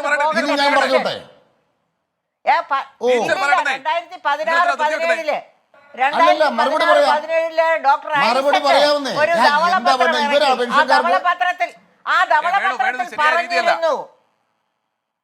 ധവളപത്രത്തിൽ പറഞ്ഞിരുന്നു 2020-21 ആകുമ്പോഴേക്കും കേരളത്തിൽ ആർക്കും ശമ്പളവും പെൻഷനും ഉണ്ടാകില്ല UDF ഭരിച്ചാലെന്ന്. പക്ഷെ UDF ഭരിച്ച കാലത്ത് ഒരിക്കലും ശമ്പളമോ പെൻഷനോ ഒന്നും മുടങ്ങിയിട്ടില്ല. 2020-21 മുതൽ അന്ന് ധനമന്ത്രി അന്ന് ധവളപത്രം പറഞ്ഞത് അച്ചട്ടായതുപോലെ 2020-21 മുതൽ KSRTCക്ക് ശമ്പളമില്ലാതെയായി. അത് കഴിഞ്ഞ് ഇതാ ഇപ്പോൾ സർക്കാർ ജീവനക്കാർക്കും പെൻഷനുകാർക്കും ശമ്പളം. അതായത് ഇപ്പോൾ ഇവിടം ഭരിച്ചിരുന്നത് UDF ആയിരുന്നുവെങ്കിൽ LDF ഇതിനെതിരെ നടത്തുന്ന പ്രചാരണ തന്ത്രങ്ങൾ മൂലം കേരളത്തിൽ ഇപ്പോൾ ഇതിനകം പ്രസിഡൻസി ഭരണം വരുമായിരുന്നു. ഇവിടുത്തെ ഗവൺമെന്റിനെ പിരിച്ചുവിട്ട് പ്രസിഡൻസി ഭരണം വരുമായിരുന്നു. അത്ര രൂക്ഷമായ ധനപ്രതിസന്ധിയാണ്. ഒരു കേന്ദ്രം ഇല്ലായിരുന്നുവെങ്കിൽ ഇതിനകം കേരളം കടക്കണിയിൽ, അതായത് നമ്മുടെ അയൽ സംസ്ഥാനമായ ശ്രീലങ്ക പോയതുപോലെ കടക്കണിയിൽ പോകുമായിരുന്നു. കേരളം അങ്ങനെ പോകാതിരിക്കുന്നത് ഇതൊരു ഫെഡറൽ സംവിധാനം ആയതുകൊണ്ട് മാത്രമാണ് എന്ന് ഞാൻ ആവർത്തിച്ചു പറയുന്നു. ശരി, മേരി ടീച്ചർ ഒന്ന് സഹകരിക്കണം. കാരണം അനിൽകുമാർ അത് മറുപടി പറയണം. പിന്നെ ഒരു 5 മിനിറ്റ് അദ്ദേഹത്തിന്റെ ഓൺലൈൻ ഒറ്റ സെക്കൻഡ് സാർ അനിൽകുമാർ ഒരു 5 മിനിറ്റ് ഈ ചർച്ചയിൽ ഉണ്ടാകില്ല. അത് അദ്ദേഹം പ്രതിഷേധിച്ചൊന്നും പോകുന്നല്ല, അദ്ദേഹത്തിന് ഒഴിവാക്കാൻ കഴിയാത്ത മറ്റൊരു പരിപാടി ഉള്ളതുകൊണ്ടാണ്. അത് മുൻകൂട്ടി പറഞ്ഞതിന് ശേഷം അദ്ദേഹം ഈ ചർച്ചയിലേക്ക് തിരികെ എത്തുകയും ചെയ്യും. അതുകൊണ്ട് ശ്രീ അനിൽകുമാർ അങ്ങയുടെ ഊഴം വേഗം. ഇവിടെ ബഹുമാനപ്പെട്ട ഒരു സാമ്പത്തിക വിദഗ്ധ പറഞ്ഞല്ലോ, കേരളം ശ്രീലങ്കയാവും. ഇന്ത്യ രാജ്യത്തിന്റെ കടം എത്രയാണെന്നറിയാമോ? കപിൽ സിബല് ഇന്ത്യൻ പാർലമെന്റിൽ പറഞ്ഞ കണക്കെന്ന് പറയുന്നത് ഇന്ത്യ രാജ്യത്തിന്റെ ഇപ്പോഴത്തെ കടം 166 ലക്ഷം കോടിയാണ്. മോദി അധികാരത്തിൽ വരുമ്പോൾ 53 ലക്ഷം കോടി രൂപയിൽ നിന്ന് 166 ലക്ഷം കോടി രൂപയായി മാറി. നിർമ്മല സീതാരാമന്റെ ഫിസ്ക്കൽ ഡെഫിസിറ്റ് 6.4% കേരളത്തിന്റെ ഫിസ്ക്കൽ ഡെഫിസിറ്റ് 3.64%. ഞാൻ ഈ ധനകാര്യ വിദഗ്ധയോട് ചോദിക്കുക, അല്പമെങ്കിലും നിങ്ങൾക്ക് ഈ മലയാളികളോട് സ്നേഹമുണ്ടോ? 166 ലക്ഷം കോടി രൂപയുടെ കടം വരുത്തിയ ഇന്ത്യ രാജ്യത്തെ ഗവൺമെന്റ് ഒരു മാസക്കാലം എടുക്കുന്ന കടം 1.5 ലക്ഷം കോടിയാണ്. ഞാൻ പറയട്ടെ മാഡം, ഞാൻ പറയട്ടെ. എന്റെ സമയം നിങ്ങൾ അങ്ങനെ പറയാതെ. അല്ല ടീച്ചറെ ഒന്ന് മൂപ്പര് പറഞ്ഞോട്ടെ, കാരണം അദ്ദേഹത്തിന് അത് കഴിഞ്ഞിട്ട് ഒന്ന് പോയിട്ട് വരികയൊക്കെ വേണ്ടതാണ്. ടീച്ചറിന്റെ സമയം പോകില്ല. സുനിൽകുമാർ വേഗം. നിർമ്മല സീതാരാമൻ ഒരു മാസം എടുക്കുന്ന കടം 1.5 ലക്ഷം കോടി രൂപ. നിർമ്മല സീതാരാമൻ ഒരു മാസം എടുക്കുന്ന കടം 1.5 ലക്ഷം കോടി രൂപ. ഒരു കൊല്ലം നിർമ്മല സീതാരാമന്റെ കടം 18 ലക്ഷം കോടി രൂപ. ഇക്കഴിഞ്ഞ ബഡ്ജറ്റിൽ നിർമ്മല സീതാരാമന്റെ ആകെ ചെലവെന്ന് പറയുന്ന 48 ലക്ഷം കോടി, വരവെന്ന് പറയുന്ന 30.6 ലക്ഷം കോടി. ഞാൻ ഈ സാമ്പത്തിക വിദഗ്ധയോട് പറയുകയാണ്, എത്ര രൂപയാ കേന്ദ്രത്തിന്റെ ഫിസിക്കൽ ഡെഫിസിറ്റ്? 18 ലക്ഷം കോടി രൂപ. 18 ലക്ഷം കോടി രൂപ കടമെടുക്കുന്ന ഇന്ത്യ ശ്രീലങ്ക ആവുകയല്ല കേട്ടോ. പിന്നെ ആരാ ശ്രീലങ്ക ആവുന്നത്? കേരളത്തിന് കടമെടുക്കാവുന്നത് 42,000 കോടി. ആ 42,000 കോടി 25,000 കോടി വെട്ടിയിരിക്കുക കേന്ദ്രം. അതിന് 13,000 കോടി ഇപ്പൊ തരണം. കേസ് പിൻവലിച്ചാൽ തരാം. നിങ്ങളിത് കേൾക്കുന്നില്ല, നിങ്ങൾക്ക് ചെവിയില്ലേ? നിങ്ങൾ മലയാളിയല്ലേ? നിങ്ങൾക്ക് അല്പമെങ്കിലും മാനമെന്നൊരു സാധനം ഉണ്ടെങ്കിൽ ഈ 13,500 കോടി രൂപ കേന്ദ്ര സർക്കാർ കേരളത്തിന് നിഷേധിച്ചു എന്ന കാര്യമെങ്കിലും മലയാളിയോട് നിങ്ങൾ പറയണ്ടേ? നിങ്ങൾ യൂട്യൂബിൽ വന്നിട്ട് ഓരോ ദിവസം പ്രസംഗിക്കുമല്ലോ. ഞാൻ ബഹുമാനപ്പെട്ട മേരി ജോർജിനോട് ചോദിക്കാം, 13,400 കോടി രൂപ ഈ കേരളത്തിന് കേന്ദ്ര സർക്കാർ ഇപ്പൊ എടുക്കുന്ന കടം കേസ് പിൻവലിച്ചാൽ തരാമെന്ന് പറഞ്ഞോ? അവർ അർഹതപ്പെട്ട കടം നിഷേധിച്ചിട്ട് ഇവര് പറയുകയാണ് എന്താണ് പെൻഷൻ കൊടുക്കാത്ത പിണറായിയാ. പിന്നെ നിങ്ങൾക്കാരായി പെൻഷൻ കൊടുക്കുന്നത്? 1,600 പെൻഷൻ ആക്കിയത് പിണറായി അല്ലേ? 52 ലക്ഷം കുടുംബം 62 ലക്ഷം കുടുംബത്തിന് ഈ പെൻഷൻ തീരുമാനിച്ച പിണറായി അല്ലേ? ഉമ്മൻചാണ്ടി സർക്കാർ 600 കൊടുത്തത് 1,600 ആക്കിയത് പിണറായി അല്ലേ? ഞങ്ങൾക്കല്ലാണ്ട് ആർക്കായി താല്പര്യം? നിങ്ങളാ പെൻഷൻ കൊടുത്തത്. ശരി ശരി, ഇതൊക്കെ പാടിപ്പതിഞ്ഞ പല്ലവിയാണ്. ഞാൻ അങ്ങയുടെ അവസരം നിഷേധിച്ചുവെന്ന് അങ്ങേക്കൊരു പരാതി ഉണ്ടാവാതിരിക്കുന്നതിന് വേണ്ടി കേട്ടു വന്നതേ ഉള്ളൂ. ചോദ്യം പക്ഷെ ഇപ്പോൾ ലളിതമാണ്. അല്ലല്ല, കേന്ദ്രവിരുദ്ധമായി വാദഗതികളൊക്കെ അവിടെ വെച്ചുകൊള്ളൂ.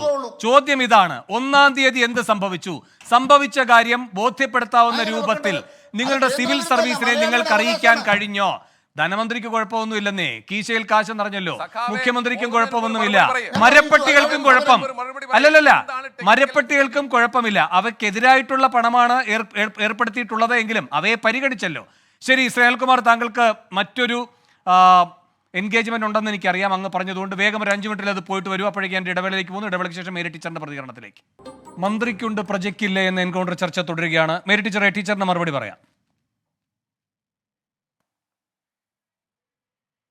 അതായത് മിസ്റ്റർ അനിൽകുമാർ എപ്പോഴും പാർട്ടി ഓഫീസിൽ നിന്ന് കൊടുക്കുന്ന ഗുളിക കൊണ്ടുവന്ന് അത് അതുപോലെ ഇവിടെ അപഗ്രഥിക്കുക ചെയ്യാറുള്ളത്. അവർ മിക്കവാറും LDFക്കാരൊക്കെ അങ്ങനെയാണ് ചെയ്യുന്നത്. അതുകൊണ്ട് തന്നെ വസ്തുനിഷ്ഠമായി പറയുന്നവരെ ഇരുത്തി, അതായത് അവർ പറയുന്നത് കേൾക്കരുത്, ആ ഉദ്ദേശമാണ് അവരെപ്പോഴും നടപ്പാക്കാറുള്ളത്. പക്ഷേ ഒരു കാര്യം അത്യാവശ്യമായിട്ട് എല്ലാ LDFക്കാരും പറയാറുള്ള ഒരു വിരോധാഭാസം ഞാനിവിടെ ചൂണ്ടിക്കാണിക്കട്ടെ. ഇപ്പം മിസ്റ്റർ അനിൽകുമാർ അത് പറഞ്ഞാണ് ഇവിടെ അട്ടഹാസം നടത്തി എഴുന്നേറ്റ് പോയിരിക്കുന്നത്. എന്താണത്? അതായത് കേന്ദ്രത്തിൻ്റെ കടം 1,67,000 കോടി എത്രയാ, അങ്ങനെ എന്തോ ഒരു കണക്കാണല്ലോ അയാൾ പറഞ്ഞത്. അതായത് കേന്ദ്രത്തിൻ്റെ കടം എന്ന് പറയുന്നത് കമ്പൈൻഡ് ഡെറ്റ് ആണ് എന്ന കാര്യം അറിയാത്തവരാണ് ചർച്ചയ്ക്ക് വന്നിരുന്ന് കശപിശ കൂട്ടുന്നത്. കമ്പൈൻഡ് ഡെറ്റ് എന്ന് പറഞ്ഞാൽ എന്താണ്? കേന്ദ്രാവശ്യങ്ങൾക്ക് വേണ്ടി എടുക്കുന്ന കടം അതോടൊപ്പം സംസ്ഥാനങ്ങളുടെ കടവും കൂടി കൂട്ടിച്ചേർക്കുന്നതാണ് ഒരു ഫെഡറൽ സംവിധാനത്തിൽ കേന്ദ്രത്തിൻ്റെ കടം എന്ന് പറയുന്നത്, കേന്ദ്രത്തിൻ്റെ മൊത്തം കടം എന്ന് പറയുന്നത്. അതായത് കമ്പൈൻഡ് ഡെറ്റാണ്, സംസ്ഥാനങ്ങളുടെയും കേന്ദ്രത്തിൻ്റെയും കൂടി കടം കൂടിച്ചേരുന്നതാണ്. അതാണ് മിസ്റ്റർ അനിൽകുമാർ പറഞ്ഞ ഈ വലിയ സംഖ്യ. അത് പറഞ്ഞ് കേന്ദ്രത്തെ മര്യാദ പഠിപ്പിക്കാൻ പോകുന്നതിന് പകരം അവനവൻ്റെ സംസ്ഥാനത്ത് എന്താണ് നടക്കുന്നത്? FRBM ആക്ട് അനുസരിച്ച് ഒരു സംസ്ഥാനത്തിന് കടമെടുക്കാവുന്നത് GSDPയുടെ 29% താഴെയാണ്. എന്താണ് ഈ വർഷത്തെ ഗവൺമെൻറ്റിൻ്റെ ബജറ്റിൽ പറഞ്ഞിരിക്കുന്ന GSDP ആയിട്ട് പറഞ്ഞിരിക്കുന്നത്? 13,11,436 കോടിയാണ്. ഞാൻ ഒരിക്കൽ കൂടി റിപ്പീറ്റ് ചെയ്യുകയാണ്, 13,11,436 കോടി. കഴിഞ്ഞ വർഷം എത്രയായിരുന്നു? അത് 11 ലക്ഷം കോടിയിലധികമായിരുന്നു. കഴിഞ്ഞ വർഷത്തെ 11,94,136 കോടിയായിരുന്നു കഴിഞ്ഞ വർഷം. എന്നിട്ട് കഴിഞ്ഞ വർഷം എന്ത് ചെയ്തു? കഴിഞ്ഞ വർഷത്തെ കടം 36.05% ആയിരുന്നു 29-ന് പകരം. അങ്ങനെ ഈ അതായത് 2018-19 ശേഷമുള്ള എല്ലാ വർഷങ്ങളിലും 35% മുകളിൽ കടമെടുത്ത 3 സംസ്ഥാനങ്ങളെ ഇന്ത്യയിലുള്ളൂ. ഒന്ന് വെസ്റ്റ് ബംഗാൾ, ഒന്ന് പഞ്ചാബ്, മൂന്നാമത്തത് കേരളം. ഇതാണ് റിസർവ് ബാങ്ക് ഓഫ് ഇന്ത്യയും മറ്റെല്ലാ കണക്കുകളും പറഞ്ഞിട്ടുള്ളത്. അങ്ങനെ റിസർവ് ബാങ്ക് ഓഫ് ഇന്ത്യയും ഗവൺമെന്റ് ഓഫ് ഇന്ത്യയും പല പ്രാവശ്യം പറഞ്ഞു കേരളം വലിയ തോതിൽ കടമെടുക്കുന്നു. അതായത് ക്രൈസിസിലേക്കാണ്, CAGയും അത് തന്നെ ചൂണ്ടിക്കാണിച്ചു, ക്രൈസിസിലേക്കാണ് കേരളം മാറുന്നത് എന്ന്. ഫിച്ചിന്റെ റേറ്റിംഗ് കുറഞ്ഞു, BB സ്റ്റേബിൾ ആയിരുന്നത് BB നെഗറ്റീവായി. കേരളം കടമെടുക്കുമ്പോൾ 5% താഴെ കിട്ടിക്കൊണ്ടിരുന്നത് 7% മുകളിലേക്ക് പോയി. ഇതൊന്നും മിസ്റ്റർ അനിൽകുമാർ അറിഞ്ഞിട്ടില്ല. എന്നിട്ട് മിസ്റ്റർ അനിൽകുമാർ പറയുന്ന കേന്ദ്രത്തിന്റെ കടമാണ്. അവനവന്റെ കഴിവുകേടിന് എന്തിനാണ് കേന്ദ്രത്തെ പഴിക്കാൻ പോകുന്നത്? കേന്ദ്രം ഒരുപാട് പ്രശ്നങ്ങൾ ഉണ്ടാക്കുന്നുണ്ട് മിസ്റ്റർ വേണു. അതായത് സെസ് വഴി, ഒരുപാട് സെസ് വഴി, സർചാർജ് വഴി ഇങ്ങനെയൊക്കെ സംസ്ഥാനങ്ങളെ വലിയ ധർമ്മസങ്കടത്തിലാക്കുന്നുണ്ട് കേന്ദ്രം. അത് ഞാൻ ചൂണ്ടിക്കാണിച്ചപ്പോഴാണ് മിസ്റ്റർ ബാലഗോപാൽ അതിൻ്റെ കണക്കുകളുമായി വന്നത്. അതുവരെ ഇവരാരും, ഈ LDFകാർ ആരും അറിഞ്ഞില്ല കേന്ദ്ര ഗവൺമെൻറ് സെസ് ഇട്ടും അതുപോലെ സർചാർജ് ഇട്ടും സംസ്ഥാനങ്ങളെ എല്ലാം, അത് കേരളത്തെ മാത്രമല്ല എല്ലാ സംസ്ഥാനങ്ങളെയും ഒരുപോലെ തന്നെ പ്രതിരോധത്തിലാക്കുന്നുണ്ട് കേന്ദ്രം. അതായത് സെസ്സിൽ തന്നെ 2017, 2018 23 ഇടയ്ക്ക് 133% വർധനവാണ്. ശരിയാണ്. ഞാൻ ഇടപെടുകയാണ്, കാരണം നാം ഇത് മുൻപ് ചർച്ച ചെയ്തിട്ടുള്ള വിഷയമാണ്. ഞാൻ ഇടപെടുകയാണ്.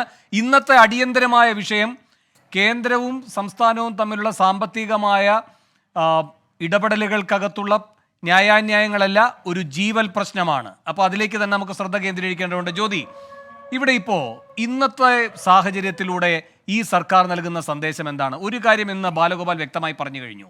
ഈ 13,000 ചില്ലാനം കോടി കിട്ടിയില്ല എങ്കിൽ കേന്ദ്രത്തിൽ നിന്ന് 6-7 തീയതികളിൽ സുപ്രീം കോടതിയിലാണ് എല്ലാം വിശ്വാസം അർപ്പിച്ചിരിക്കുന്നത്. കിട്ടിയില്ല എങ്കിൽ ഈ പറയുന്ന സാമൂഹ്യക്ഷേമ പെൻഷൻ്റെ കാര്യത്തിലും ഒരു തരത്തിലുള്ള മുന്നോട്ട് പോക്കും ഉണ്ടാകില്ല. ഞാൻ പറയുന്നത് മറ്റൊരുപാട് വിഷയങ്ങളുണ്ടാകാം, മറ്റ് ഗ്രാൻറ്റുകൾ, മറ്റ് ചെലവുകൾ, ബാങ്കിലെ വായ്പയുടെ തിരിച്ചടവ്, അങ്ങനെ ഒരുപാട് പ്രശ്നങ്ങൾ ഉണ്ടാകാം. ഏതാണ്ട് 40,000 കോടിയുടെ ഇടപാടുകൾ പൂർത്തിയാക്കേണ്ട സാഹചര്യമൊക്കെ നമ്മുടെ മുന്നിലുണ്ട്. പക്ഷേ അതല്ല ഞാൻ പറയുന്നത്, ജീവൽ പ്രശ്നത്തിലേക്ക് മാത്രമായി കേന്ദ്രീകരിച്ചുകൊണ്ട് പറയുകയാണ്. അപ്പോൾ അത് സാധ്യമല്ല. KSRTC നമ്മുടെ മുന്നിലുണ്ട്. സർക്കാർ ജീവനക്കാരും ഇനി അതേ പന്ഥാവിലൂടെ തന്നെ പോകണം എന്ന് ഭംഗ്യന്തരേണ പറയുകയാണോ, ഒരു സാരോപദേശം മട്ടിൽ പറയുകയാണോ ബാലഗോപാൽ? വേണു, ഇതിനകത്ത് എന്താ പ്രശ്നം അറിയാമോ? ഇവിടെ അനിൽകുമാർ എന്തെങ്കിലും പറയുമ്പോൾ എന്തെങ്കിലും പമ്പര വിഡിത്തവുമായി വന്നിട്ട് എന്തെങ്കിലും പറഞ്ഞു പോയാൽ മതിയാകില്ല. ഇവിടെ 2001 ശ്രീ AK ആന്റണിയുടെ നേതൃത്വത്തിലുള്ള സർക്കാർ അധികാരത്തിൽ വന്നപ്പോൾ അന്നത്തെ ധനകാര്യമന്ത്രി ശ്രീ K ശങ്കരനാരായണൻ പറഞ്ഞ സ്റ്റേറ്റ്മെൻറ്റിനെ കുറിച്ചാണ് അദ്ദേഹം പറഞ്ഞത്. അദ്ദേഹം 91 പറഞ്ഞത്. അത് അദ്ദേഹത്തിൻ്റെ മറ്റൊരു വിവരക്കേട്. അപ്പോൾ 2001 ശ്രീ ശങ്കരനാരായണൻ ധനകാര്യമന്ത്രിയാവുകയും 2001 ശ്രീ AK ആന്റണി മുഖ്യമന്ത്രിയാവുകയും ചെയ്തപ്പോൾ ആദ്യത്തെ ക്യാബിനറ്റിലേക്ക് സെക്രട്ടേറിയറ്റിലെ കോഫി ഹൗസിൽ നിന്ന് കോഫി ചോദിച്ചിട്ട് കൊടുക്കാൻ കഴിഞ്ഞില്ല. കാര്യം എന്താണ്? മുൻപിരുന്ന LDF സർക്കാർ അത്രയേറെ സാമ്പത്തിക പ്രതിസന്ധി ഉണ്ടാക്കിയിട്ടാണ് ഇറങ്ങിപ്പോയത്. മാത്രമല്ല, മുഖ്യമന്ത്രിക്ക് ഡൽഹിയിലേക്ക് ഒരു ഫ്ലൈറ്റ് ടിക്കറ്റ് ചോദിച്ചിട്ട് എയർ ഇന്ത്യ കൊടുക്കാത്ത സാഹചര്യം ഉണ്ടായിരുന്നു. ഇതൊക്കെ നമ്മൾ ഒരുപാട് ചർച്ച ചെയ്തിട്ടുള്ളതാണ്. അത്രയേറെ സാമ്പത്തിക പ്രതിസന്ധി ഉണ്ടാക്കിയിട്ടാണ് അന്ന് LDF സർക്കാർ അധികാരത്തിൽ നിന്നും പോയത്. അന്ന് സ്വാഭാവികമായും ചില ആനുകൂല്യങ്ങൾ തടഞ്ഞു വെച്ചു എന്നുള്ളത് യാഥാർത്ഥ്യമാണ്. അതുമായി ബന്ധപ്പെട്ട് സമരം നടന്നിട്ടുണ്ട്. അല്ലല്ല, ഒരു സെക്കൻഡ് ജ്യോതി, അവിടെയാണ് ശ്രീകുമാറിന്റെ പത്രത്തിൽ ഇന്ന് വന്നിരിക്കുന്ന ഒരു കാര്യം. അത് അങ്ങ് പറയുന്നത് പോലെ അതിന് തൊട്ടു മുൻപ് പോയ സർക്കാർ ഉണ്ടാക്കിയ പ്രശ്നമായിട്ടല്ല ആന്റണി പറയുന്നത്.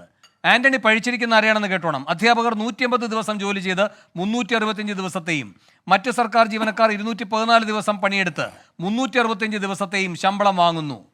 മുഖ്യമന്ത്രി പറഞ്ഞതാണ്. 2002 ഫെബ്രുവരിയിലെ ശമ്പളം മാർച്ച് 15, മാർച്ചിലെ ശമ്പളം ഏപ്രിൽ 15 നൽകുമെന്നാണ് 2002 ജനുവരി 16 അധിക സാമ്പത്തിക മുൻകരുതലുകൾ എന്ന പേരിൽ AK സർക്കാർ പുറത്തിറക്കിയ ഉത്തരവിലെ പ്രധാന നിർദ്ദേശങ്ങളിൽ ഒന്ന്. ദേശാഭിമാനി പത്രത്തിൽ വന്നിരിക്കുന്നതാണ്. സത്യമാണോ അല്ലയോ എന്ന് അങ്ങ് പറയുക.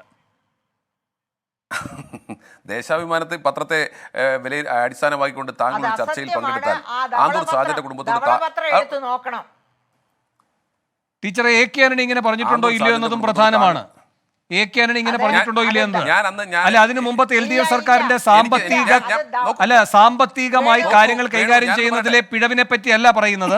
അധ്യാപകർ 150 ദിവസം ജോലി ചെയ്ത് 365 ദിവസത്തെയും, മറ്റ് സർക്കാർ ജീവനക്കാർ 214 ദിവസം പണിയെടുത്ത് 365 ദിവസത്തെയും ശമ്പളം വാങ്ങുന്നു. ഇങ്ങനെ ഒരു സ്റ്റേറ്റ്മെന്റ് ആന്റണിയുടേതായി ഉണ്ടോ?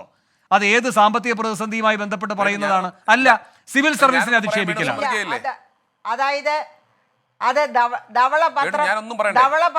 ധവളപത്രം എന്റെ കയ്യിലുണ്ട് അന്ന്. ശരി ടീച്ചറെ, അല്ലല്ല ഇത് രാഷ്ട്രീയ ചോദ്യമാണ്, ഇതിന് ജ്യോതിയാണ് മറുപടി പറയുന്നത്. എന്റെ ടീച്ചർ സഹകരിക്കാം. കയ്യിലുണ്ട്. ജ്യോതി, അതിനകത്ത് അങ്ങനെ ഒരു സ്റ്റേറ്റ്മെന്റ് ഇല്ല. ശരി ജ്യോതി. വേണു, ഈ ദേശാഭിമാനിയിലെ ഈ വാർത്തയ്ക്ക് ഒരു അടിസ്ഥാനവുമില്ല. അദ്ദേഹം ഒരുപാട് കാര്യങ്ങൾ അത്തരത്തിൽ റിവാമ്പ് ചെയ്യേണ്ട ഒരുപാട് കാര്യങ്ങളെ കുറിച്ച് പറഞ്ഞിട്ടുണ്ട്. അതിൽ ദേശാഭിമാനിക്ക് താല്പര്യമുള്ള മാത്രം താങ്കൾ അന്ന് ഒരു മുതിർന്ന മാധ്യമ പ്രവർത്തനല്ലേ, താങ്കൾക്ക് നോക്കാമല്ലോ. 2001 ഇത്തരത്തിൽ മന്ത്രിസഭാ യോഗത്തിലേക്ക് കോഫി ഹൗസിൽ നിന്ന് കോഫി കടം കൊടുക്കാത്ത സാഹചര്യം ഉണ്ടായിരുന്നോ? ശ്രീ എ കെ ആന്റണി തന്നെ പത്രസമ്മേളനത്തിൽ പറഞ്ഞിട്ടുണ്ട് തനിക്ക് ഒരു ടിക്കറ്റ് കിട്ടുന്നില്ല എയർ ഇന്ത്യയിൽ നിന്ന്. കാരണം അന്ന് മുൻ സർക്കാരുകൾ കൊടുക്കാനുള്ളതിനെ സംബന്ധിച്ച് ഉണ്ടോ എന്ന് താങ്കളൊന്ന് അന്വേഷിക്കൂ. അദ്ദേഹം പറഞ്ഞുള്ള കാതലായ വിഷയങ്ങളെക്കുറിച്ച് അന്വേഷിക്കൂ, അന്നത്തെ സാമ്പത്തിക സ്ഥിതിയെക്കുറിച്ച് അന്വേഷിക്കൂ, അതിനുശേഷം എല്ലാ ആനുകൂല്യങ്ങളും തിരിച്ചു നൽകിയിട്ടാണ് പോയിട്ടുള്ളതിനെ കുറിച്ച് താങ്കൾ അന്വേഷിക്കൂ. ഇവിടെ പറയുന്ന ഒറ്റ ചോദ്യം ഞാൻ വീണ്ടും ആവർത്തിക്കുന്നു. ഇന്ന് തീയതി 4 പരിപൂർണമായി ശമ്പളം കൊടുക്കാൻ കഴിഞ്ഞിട്ടില്ല. എന്തുകൊണ്ട് കൊടുക്കാൻ കഴിയുന്നില്ല? നിങ്ങൾക്ക് ടെക്നിക്കൽ ഡിഫിക്കൽറ്റീസ് ഉണ്ടെങ്കിൽ, നിങ്ങൾക്ക് സാങ്കേതിക തകരാറുണ്ടെങ്കിൽ, മന്ത്രി ആദ്യത്തെ ദിവസം സാങ്കേതിക തകരാറെന്ന് പറഞ്ഞു. ഇന്നത്തെ പത്രസമ്മേളനത്തിൽ മന്ത്രി ഒരിക്കലും സാങ്കേതിക തകരാറെന്ന് പറഞ്ഞിട്ടില്ല. 50ന്റെ ഗഡുകളായി കൊടുക്കാമെന്ന് അദ്ദേഹം പറഞ്ഞിട്ടുണ്ട്, ഇൻഡയറക്റ്റ് ആയിട്ട് പറഞ്ഞിട്ടുണ്ട്. അദ്ദേഹത്തിന് സാമ്പത്തിക ബുദ്ധിമുട്ടുണ്ടെന്ന് സമ്മതിച്ചിട്ടുണ്ട്. പിന്നെയും വന്നിരുന്ന് ഈ അനിൽകുമാറിനെ പോലുള്ളവർ വന്നിരുന്ന് ഇങ്ങനെ വിവരക്കേട് സംസാരിക്കരുത്. എന്ത് സാങ്കേതിക 50,000 വെച്ച് കൊടുക്കുന്നതിന്റെ കാരണം പറയുന്നത് എന്താണെന്ന് അറിയാമോ? ഒറ്റയടിക്ക് എല്ലാവരും കൂടെ ഇത് വിഡ്രോ ചെയ്താൽ ഒരു ഹൈവേ പ്രശ്നമുണ്ടാകും. അങ്ങനെയാണ് പറഞ്ഞത്. പണമുണ്ട്. ഹൈവേ ആയാലും ഗേറ്റ് വേ ആയാലും എന്ത് വിവരക്കേട വേണു ഈ പറയുന്നത്? ഈ സാങ്കേതിക വിദ്യയെക്കുറിച്ചൊന്നും ആർക്കും അറിയാത്തവരാണോ? അത്തരത്തിൽ 1-ാം തീയതി 2-ാം തീയതി മുഖം ഉണ്ടാകുന്ന ഫ്ലോ, ഇത്തരത്തിലുണ്ടാകുന്ന ഗേറ്റ് വേയിൽ ഉണ്ടാകുന്ന തിരക്ക്, അതൊക്കെ അറിയാവുന്നവരാണ് എല്ലാവരും. ഇത് ചരിത്രത്തിൽ ആദ്യമായിട്ടാണോ മാർച്ച് മാസം 1-ാം തീയതി ശമ്പളം കൊടുക്കുന്നത്? എല്ലാ മാസവും 1-ാം തീയതി ശമ്പളം എടുക്കുന്നതല്ലേ? എല്ലാ മാസവും 1-ാം തീയതി ഇതുപോലെ വിഡ്രോ ചെയ്യുന്നല്ലേ? ഇങ്ങനെ പറയാൻ കഴിയൂ, ഇങ്ങനെ നുണ പറയാനേ കഴിയൂ ജ്യോതി. കാരണം അല്ലല്ല, ഈ മറിയക്കുട്ടിയുടെ കാര്യം ഇവിടെ പറഞ്ഞല്ലോ. അപ്പോ അല്ല, ഹൈക്കോടതി പോയി പറഞ്ഞ എന്താണെന്നറിയാമോ? സ്റ്റാറ്റ്യൂട്ടറി ബാധ്യതയൊന്നുമില്ല. ഇതങ്ങനെ പറയാൻ കഴിയില്ലല്ലോ. അപ്പൊ പിന്നെ ഒറ്റ വഴിയേ ഉള്ളൂ, സോഫ്റ്റ്വെയർ. ഇതാണല്ലോ പറയുന്നത്, സാങ്കേതിക തകരാർ. പറഞ്ഞോളൂ. ജനങ്ങളെല്ലാം വിഡ്ഢികളാണെന്ന് സർക്കാർ ധരിക്കരുത് പ്ലീസ്. ജനങ്ങളെല്ലാവരും വിഡ്ഢികളാണെന്ന് കരുതരുത്. ഞാനും വേണു ഉൾപ്പെടെയുള്ള സാധാരണക്കാർ ഉൾപ്പെടെ, കൂലിവേലക്കാർ ഉൾപ്പെടെ ഇപ്പോൾ GPay വഴി ഫണ്ട് ട്രാൻസ്ഫർ ചെയ്യുന്ന കാലമാണ്. 1 രൂപയായാലും 2 രൂപയായാലും ഗേറ്റ് വേയിൽ എത്രത്തോളം തിരക്കുണ്ടാകുമെന്ന് നമുക്കറിയാം. ഈ സാങ്കേതിക വിദ്യ ഇത്രയും വളർന്നിരിക്കുമ്പോൾ മുറുക്കാൻ കടയിൽ പോലും നമ്മൾ ഗൂഗിൾ പേ വഴി പേയ്മെന്റ് നടത്തിക്കൊണ്ടിരിക്കുന്ന കാലത്താണ് പറയുന്നത് ഗേറ്റ് വേയിൽ അല്ലെങ്കിൽ ഹൈവേ ട്രാഫിക് ഉണ്ടായിരുന്നു. എന്ത് ട്രാഫിക്കാണെന്നോ അദ്ദേഹം ഉദ്ദേശിച്ചത് എന്താണെന്ന് എനിക്ക് അപ്പോൾ മനസ്സിലായില്ല. അപ്പോൾ പേയ്മെന്റ് ഗേറ്റ് വേയിൽ അങ്ങനെ എന്തെങ്കിലും പിന്നെ എന്താ പറയുന്നത്, ഇത്രയും വലിയ കൺജഷൻ ഉണ്ടാകുന്ന ഒരു സാഹചര്യമില്ല. എല്ലാ മാസവും ഉണ്ടാകുന്ന. ഞാനൊരു കാര്യം പറയട്ടെ ജ്യോതി. ഒരു അധ്യാപകൻ വിളിച്ചു പറയുകയായിരുന്നു, ഇന്ന് ഈ പറയുന്നവർ നേരത്തെ എന്തെങ്കിലും പറഞ്ഞിരുന്നെങ്കിൽ എന്തെങ്കിലും ഒരു പോംവഴി കണ്ടെത്താമായിരുന്നു. ഒരു EMI മുടങ്ങുമ്പോൾ ഒരു ദിവസം കാനറ ബാങ്കിന്റെ കാര്യം പറഞ്ഞുകൊണ്ടാണ്, എനിക്കറിയില്ല അതിന്റെ യഥാർത്ഥ സ്ഥിതിയൊന്നും, 500 രൂപയാണ് ഫൈൻ. ഇപ്പോൾ ധനമന്ത്രി പറഞ്ഞ പോലെ മുൻഗണനാക്രമത്തിലാണ് എങ്കിൽ ഏതാണ്ട് തിങ്കളാഴ്ചയൊക്കെ, ഇന്നിപ്പോൾ തിങ്കളാഴ്ച, ഒരു വെള്ളിയാഴ്ചക്കകമൊക്കെ കിട്ടുകയാണെങ്കിൽ ഒരു 2500-3000 രൂപ അങ്ങനെ ഒരു ഫൈനായി പോലും കൊടുക്കേണ്ട സാഹചര്യം വരും. ഇതൊക്കെ ആരുടെ സൃഷ്ടിയാണ്? ഫൈൻ മാത്രമല്ല, സിവിൽ റേറ്റിംഗിനെ ബാധിക്കും. നമുക്കറിയാമല്ലോ, പാഡി റെസിപ്റ്റ് കൊടുത്തതിന്റെ കഥകൾ നമുക്കറിയാമല്ലോ. ഒരു ചെക്ക് ബൗൺസ് ആയാൽ അത് സിവിൽ റേറ്റിംഗിനെ ബാധിക്കും. താങ്കൾക്ക് അറിയാവുന്ന കാര്യമാണല്ലോ, ഇതൊന്നും ഞാൻ പറയേണ്ടതില്ലോ. അപ്പോൾ കൃത്യമായി മാസവരുമാനം, സർക്കാർ സർവീസിലുള്ളവർക്ക് അവരുടെ മാസവരുമാനം കണക്കാക്കിക്കൊണ്ട് അവരുടെ ബഡ്ജറ്റ് തയ്യാറാക്കി മുന്നോട്ട് പോകുമ്പോൾ അവരുടെ ബഡ്ജറ്റിനെ തകിടം മറിക്കുന്നതാണ് ഓരോ ദിവസത്തെയും ഡിലേ എന്ന കാര്യത്തിൽ ആർക്കാ തർക്കമുള്ളത്? നമ്മളെ കേൾക്കുന്ന ഏത് ഉദ്യോഗസ്ഥർക്കാ തർക്കമുള്ളത്? ആർക്കാ തർക്കം ഇല്ലാതിരിക്കുന്നത്? അപ്പം നമുക്കറിയാം ഈ കാര്യം. എന്നിട്ടും എന്തിന് ഇത്രയും ഞങ്ങളുടെ കയ്യിൽ പൈസ ഇല്ല, അതാണ് ഞങ്ങളുടെ സാങ്കേതിക തകരാർ എന്ന് പറയാനുള്ള ആർജവം നമ്മുടെ ധനകാര്യമന്ത്രിക്ക് ഉണ്ടാകണ്ടേ? അത്തരത്തിൽ പറയാനുള്ള ആർജവം ഈ ചർച്ചയിൽ വരുന്നവർക്കുണ്ടാകണ്ടേ? ചില കാര്യങ്ങൾ ചില ദിവസങ്ങളിൽ ചെയ്തുകൂടന്നേ. ഇന്നാണോ വിരുന്നൊരുക്കേണ്ടത്? ഏത് കാര്യത്തിനുള്ള വിരുന്നൊരുക്കലായിരുന്നു അത്? ബജറ്റ് സഹായിക്കാനല്ലേ? ആ ഒരു ഏതാനും ഉദ്യോഗസ്ഥർ മാത്രമാണോ ഇതിനെ സഹകരിക്കുക? അത് ബജറ്റിന്റെ രചനയുമായി ബന്ധപ്പെട്ട, അല്ല, അതിന്റെ നിർവഹണ ദൗത്യവുമായി ബന്ധപ്പെട്ട ഏറ്റവും മേളിലുള്ളൊരു തട്ട് മാത്രമായിരിക്കാം ഇവർ സമാഹരിക്കുന്ന വിവരങ്ങൾ, അതിനുവേണ്ടി പ്രവർത്തിച്ചവർ. ഇങ്ങനെ ഒരു വലിയ നിരയുണ്ടല്ലോ. ഈ ശ്രേണിയെ കാണാതെ ഏറ്റവും മുകളിലിരിക്കുന്ന കുറച്ച് ആളുകളുമായി സൽക്കാരം, അതിന് തെരഞ്ഞെടുക്കുന്ന ദിവസം ഇന്ന്. ഒറ്റ കാര്യം, ഇവിടെ 5 ലക്ഷം രൂപ മുടക്കി ഗസ്റ്റ് ഹൗസിൽ ഇത്തരത്തിൽ സൽക്കാരം നടത്തുന്നു. താങ്കൾ പറഞ്ഞല്ലോ, മുഖ്യമന്ത്രി പറയുന്നത് എന്താണ്? എന്റെ മുണ്ടിൽ മരപ്പെട്ടി മുള്ളുന്നു, അതിന് ലക്ഷങ്ങൾ മുടക്കുന്നു, കോടികൾ മുടക്കുന്നു. അതാണെന്ന് മുൻ പ്രതിപക്ഷ നേതാവ് പറഞ്ഞത്. മരപ്പെട്ടിയെല്ലാം കൊണ്ടുപോയി ട്രഷറിയിൽ ഇട്ടാൽ മതി, അവിടെ നോട്ട് കെട്ടുകളില്ലല്ലോ, അതുകൊണ്ട് അവിടെ അതിന്റെ മേളിൽ മൂത്രമൊഴിക്കാനും പറ്റില്ല. മരപ്പെട്ടിക്ക് സുഖമായിട്ട് അവിടെ പുനരധിവസിക്കുകയും ചെയ്യാം. വേണു, ഗൗരവത്തിൽ കാണേണ്ട ഒരു കാര്യമുണ്ട്. മുഖ്യമന്ത്രിയുടെ മുണ്ടിൽ മരപ്പെട്ടി മുള്ളുന്നതിനെ കുറിച്ച് മുഖ്യമന്ത്രി ആശങ്കപ്പെടുമ്പോ ഇന്ന് വീണ്ടും ഇടുക്കിയിൽ ആന ചവിട്ടി കൊന്നിരിക്കുക ഒരു മലയോര മേഖലയിലുള്ള ഒരു കർഷകയെ, അല്ലേ? അതിനെക്കുറിച്ച് ആശങ്കയില്ല. മുഖ്യമന്ത്രിയുടെ ക്ലിഫ് ഹൗസിലെ പിന്നെ മരപ്പട്ടി മുള്ളുന്നതിനെ കുറിച്ചാണ് മുഖ്യമന്ത്രിക്ക് ആശങ്ക. എന്ന് മാത്രമല്ല, മൃതദേഹം വലിച്ചഴിച്ചുകൊണ്ട് പോകാനായിരുന്നു ഉത്സാഹം. അല്ല, മൃതദേഹം വലിച്ചഴിച്ചുകൊണ്ട് പോകാനായിരുന്നു ഉത്സാഹം. അല്ല, അപ്പൊ എന്തൊരു ദുരഭിമാനമാണ് കണ്ടതല്ലേ നമ്മൾ. അല്ല, എന്തൊരു ദുരഭിമാനമാണ്. ജനങ്ങളെ അഭിമുഖീകരിക്കാതെ ദുരഭിമാനിയായ ഒരു സർക്കാർ നിൽക്കുകയാണ്. ശരി ശരി, ഞാൻ ഒരു ഇടവേളയിൽ കൂടി പോവുകയാണ്. ഇടവേളയ്ക്ക് ശേഷം തിരികെ എത്താം. ഇടവേള. എൻകൗണ്ടർ അവസാന ഘട്ടത്തിലേക്ക്. ശ്രീ ഇർഷാദ്, ഇപ്പോൾ ഇന്ന് 4-ാം തീയതി ആയിരിക്കുന്നു. നിങ്ങൾ അനുഭവിക്കുന്ന ജീവിത പ്രതിസന്ധി എന്തൊക്കെയാണ്?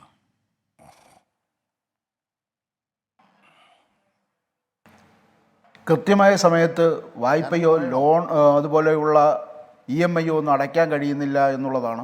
ഒപ്പം തന്നെ മറ്റ് ഈ സർക്കാർ ജീവനക്കാരനെ ചുറ്റിപ്പറ്റി ഒട്ടനവധി ആളുകൾ ജീവിക്കുന്നുണ്ട്.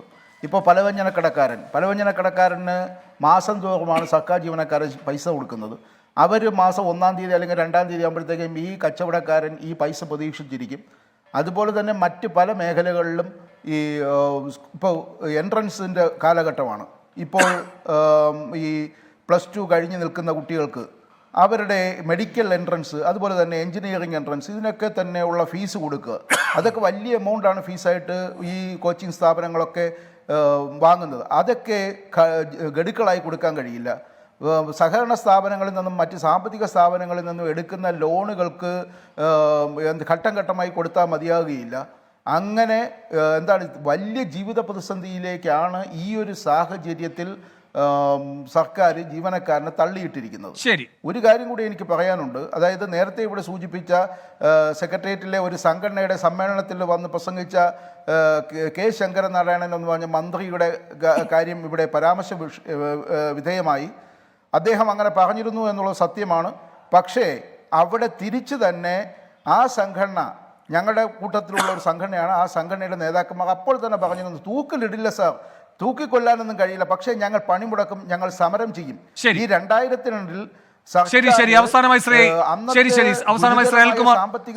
സാഹചര്യത്തിൽ ചില നടപടികൾ സ്വീകരിച്ചപ്പോൾ. ശരി, ശ്രീ അനിൽകുമാർ.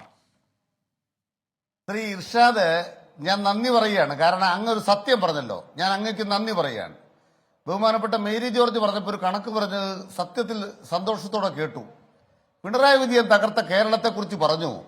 1,16,000 കോടി രൂപ, 1,16,000 കോടി രൂപ ഓരോ കൊല്ലവും GDP ഗ്രോത്ത് ഉള്ള സ്റ്റേറ്റാണ് കേരളം. അത് നന്നായി. അവർ പറഞ്ഞ വളരെ ശരിയായ കാര്യമാണ്. പിന്നെ സ്റ്റുപ്പിഡിറ്റി എന്താ പറഞ്ഞതെന്നറിയാമോ?